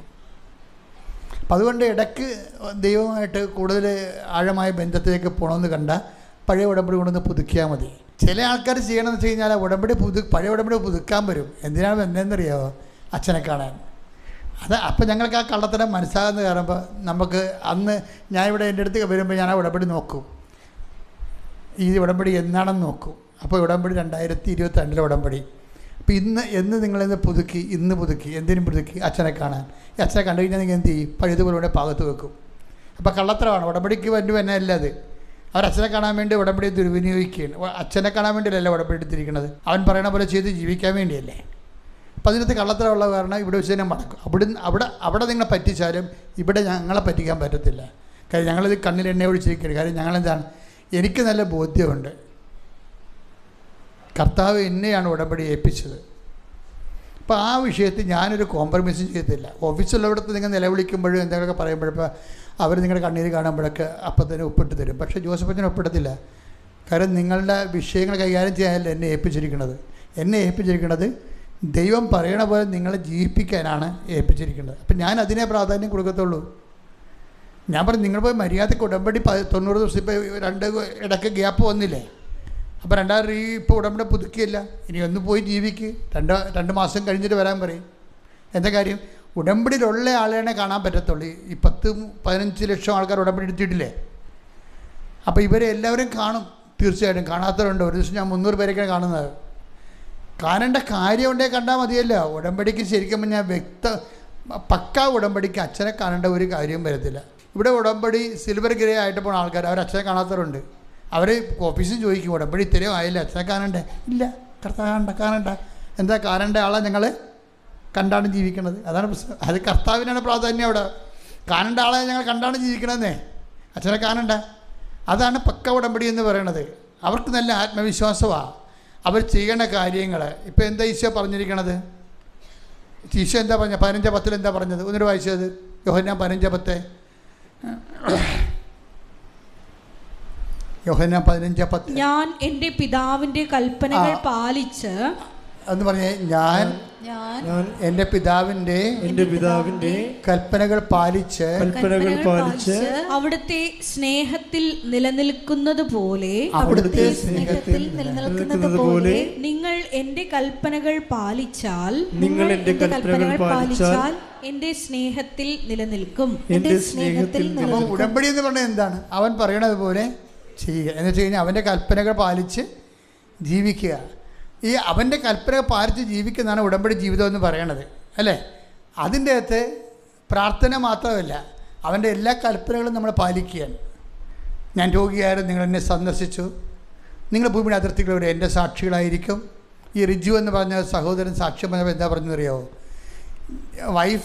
ഞാൻ എന്തിനാ സാക്ഷ്യം പറയണമെന്നറിയാവോ? ദൈവം തന്ന ഒരു അനുഗ്രഹവും മൂടി വെക്കരുത്. അതെന്താണ്? ആ ദൈവം തന്ന അനുഗ്രഹം മറ്റുള്ളവർക്ക് വിശ്വാസം വർദ്ധിക്കാൻ വേണ്ടി ദൈവം നമുക്ക് തന്നതാണ്. അത് അപ്പം റിജു പക്ഷേ ഒരു ഉടമ്പടിയെ എടുത്തിട്ടുള്ളൂ.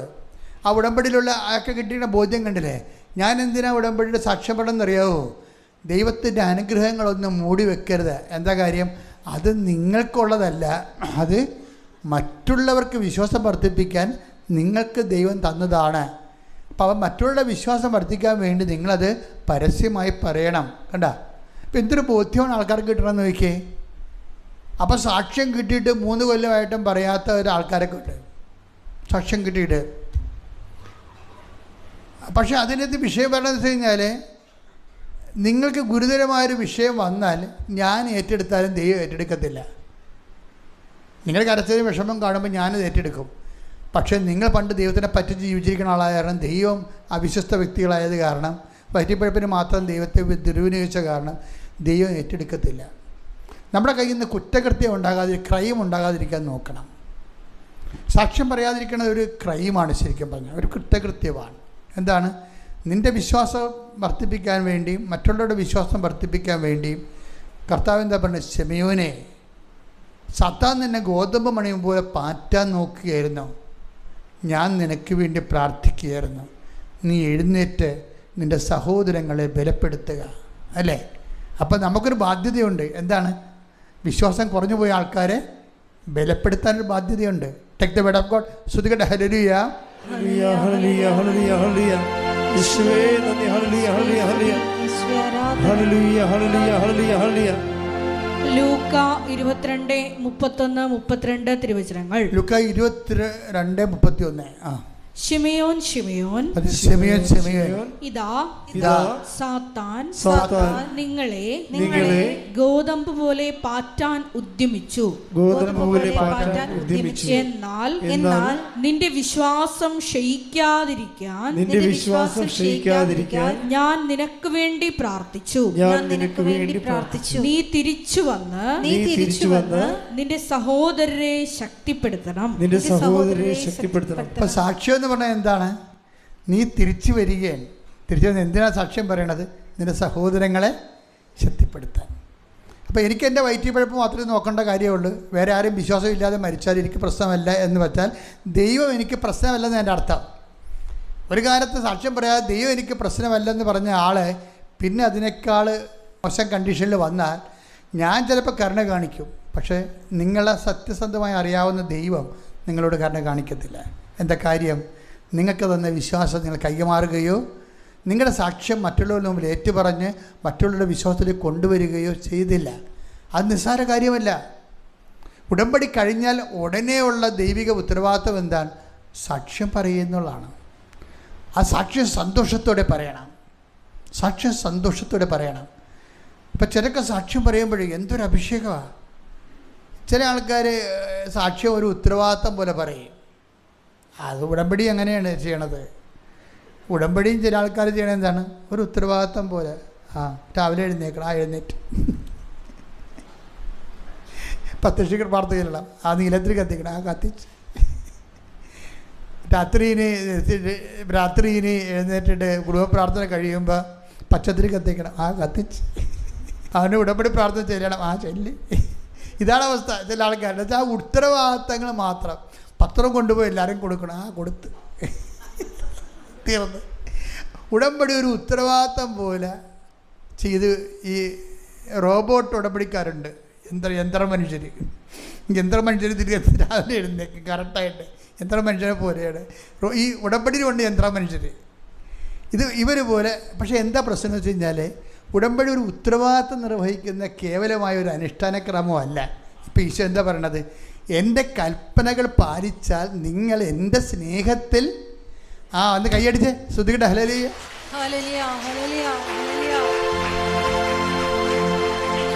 അതാണ് എൻ്റെ പ്രശ്നം.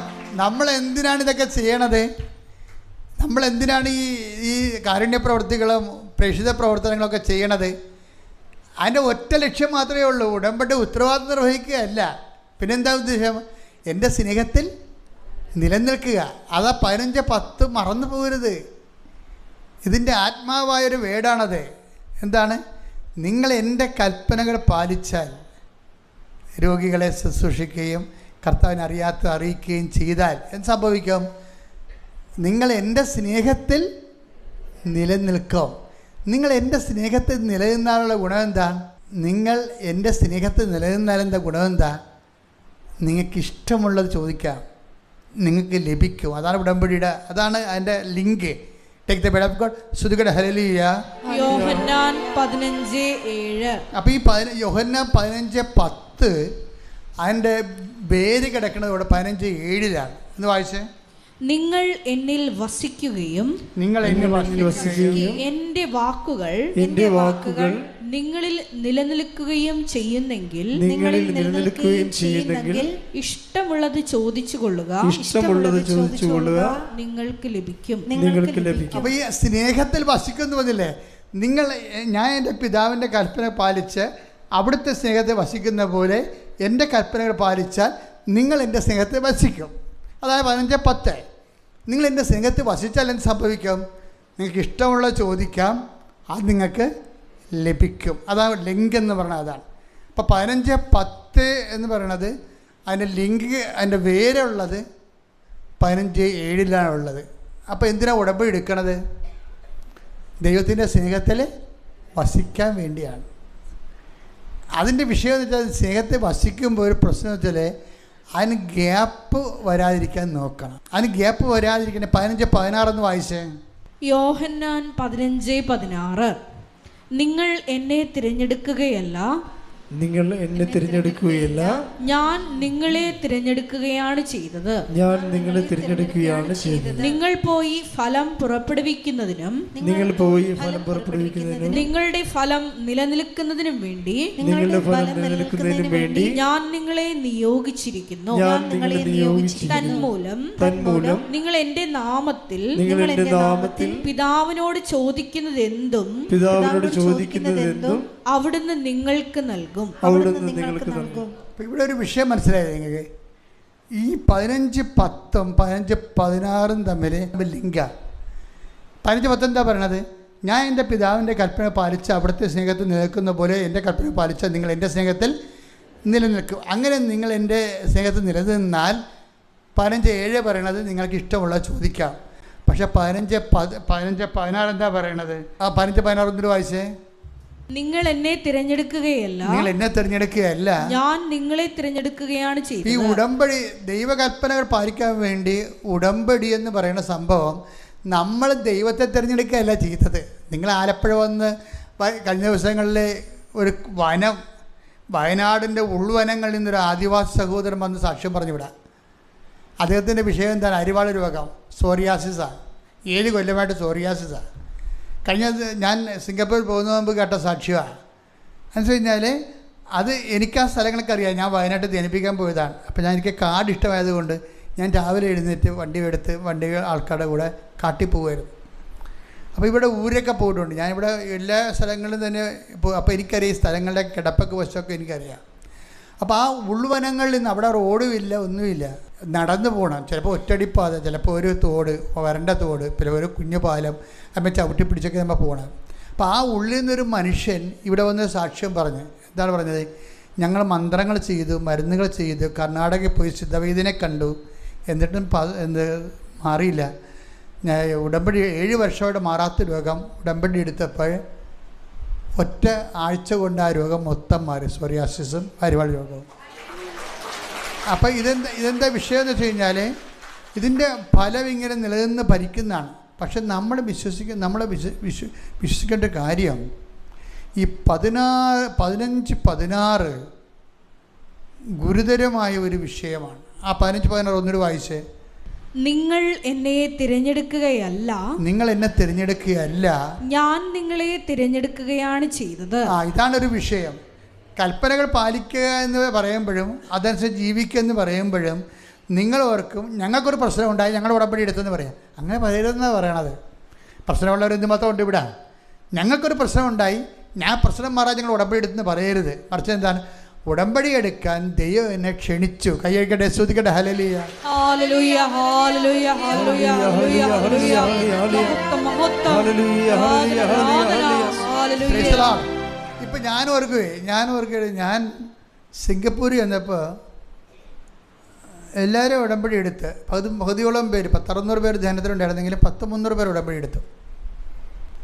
എടുത്തപ്പോൾ ഉടമ്പടി അവസാനം കാശ്യം കൊടുക്കണത് വിദേശ രാജ്യങ്ങളിലെ കാശ്യം കൊടുക്കുന്നത് ഞാൻ നേരിട്ടാണ് കൊടുക്കുന്നത്. കാരണം അവരെ പിന്നെ നമ്മൾ കാണുന്നില്ലല്ലോ. നിങ്ങളെ ഇനി എപ്പോഴെങ്കിലും എനിക്ക് കാണാമല്ലോ. അപ്പോൾ അവിടെ ഞാൻ നേരിട്ട്, കാരണം അവരെ ഒരിക്കലും ചിലപ്പോൾ കാണത്തില്ല. അവരേതോ രാജ്യത്തുള്ള ആൾക്കാർ അവർ നാട്ടിൽ വന്നാൽ തന്നെ കാണണമെന്ന് നിർബന്ധമില്ല. അപ്പം അതുകൊണ്ട് തന്നെ അവരവിടെ വെച്ച് തന്നെ കാശ്യം ഞാൻ കൊടുത്ത് ബ്ലെസ് ചെയ്യും. അപ്പോൾ ഞാൻ കാശ്യം ബ്ലെസ് ചെയ്തപ്പോൾ ഇങ്ങനെ ഉടമ്പടി എടുത്ത് എൻ്റെ അടുത്ത് വരുന്ന കാശ്യം ബ്ലെസ് ചെയ്യുന്ന കൊടുക്കുന്നു. അപ്പോൾ ഞാൻ നോക്കുമ്പോൾ ഷീബ എന്നും പറഞ്ഞൊരു മോള്, ഞാൻ പറഞ്ഞു ഇടി നീ കൃപാസനത്തിന് അടുത്ത താമസിച്ച് സിംഗപ്പൂർ വന്ന് ഉടമ്പടി എടുക്കണം. ഇവളെൻ്റെ ഇടവക്കാരത്തിയായിരുന്നു. ഞാൻ അപ്പുറത്തെ പള്ളി ഇരിപ്പുണ്ടായിരുന്നല്ല 6 കൊല്ലം. അപ്പോൾ അവിടെ ഇവർക്ക് ചായക്കടയൊക്കെ ഉണ്ടായിരുന്നതാണ്. ഞാൻ പോയി വെച്ചിരിക്കുമായിരുന്നു. അപ്പോൾ ഞാൻ പറഞ്ഞത് അന്ന് നീ നാട്ടിൽ ജീവിച്ച കാലത്തൂടെ കൃപാസനത്തിൽ വന്ന് ഉടമ്പടി എടുത്തിട്ടില്ല. ഇപ്പോൾ അവൾ സിംഗപ്പൂർ എത്തിയിട്ട് അവിടെ പോയി ഉടമ്പടി എടുത്തിരിക്കുകയാണ്. അപ്പം നാട്ടിൽ ജീവിക്കുന്ന ആൾക്കാർ ഇന്ന് പോലും പകുതിയോളം ആൾക്കാർ ഉടമ്പടി എടുത്തിട്ടില്ല. ഈ കൃപാസനം ഇത്രയും മൂക്കുമുട്ട കടന്നിട്ട് പോലും ഉടമ്പടി എടുക്കാൻ ചില ആൾക്കാരെ ഈശോ വിളിച്ചിട്ടില്ല. അതാണ് വിഷയം. ഈ ഘോരവനത്തിൽ കിടക്കുന്ന ആദിവാസിയെ കർത്താവ് വിളിച്ചുകൊണ്ട് വന്ന് സാക്ഷ്യം പറയിപ്പിച്ചു. അതാണ് ഈശോ പറഞ്ഞത്, നിങ്ങൾ എന്നെ തിരഞ്ഞെടുക്കുകയല്ല, ഞാൻ നിങ്ങളെ തിരഞ്ഞെടുക്കുകയാണ്. കൈയടിക്കട്ടെ, സ്തുതിക്കട്ടെ. ഹല്ലേലൂയ, ഹല്ലേലൂയ,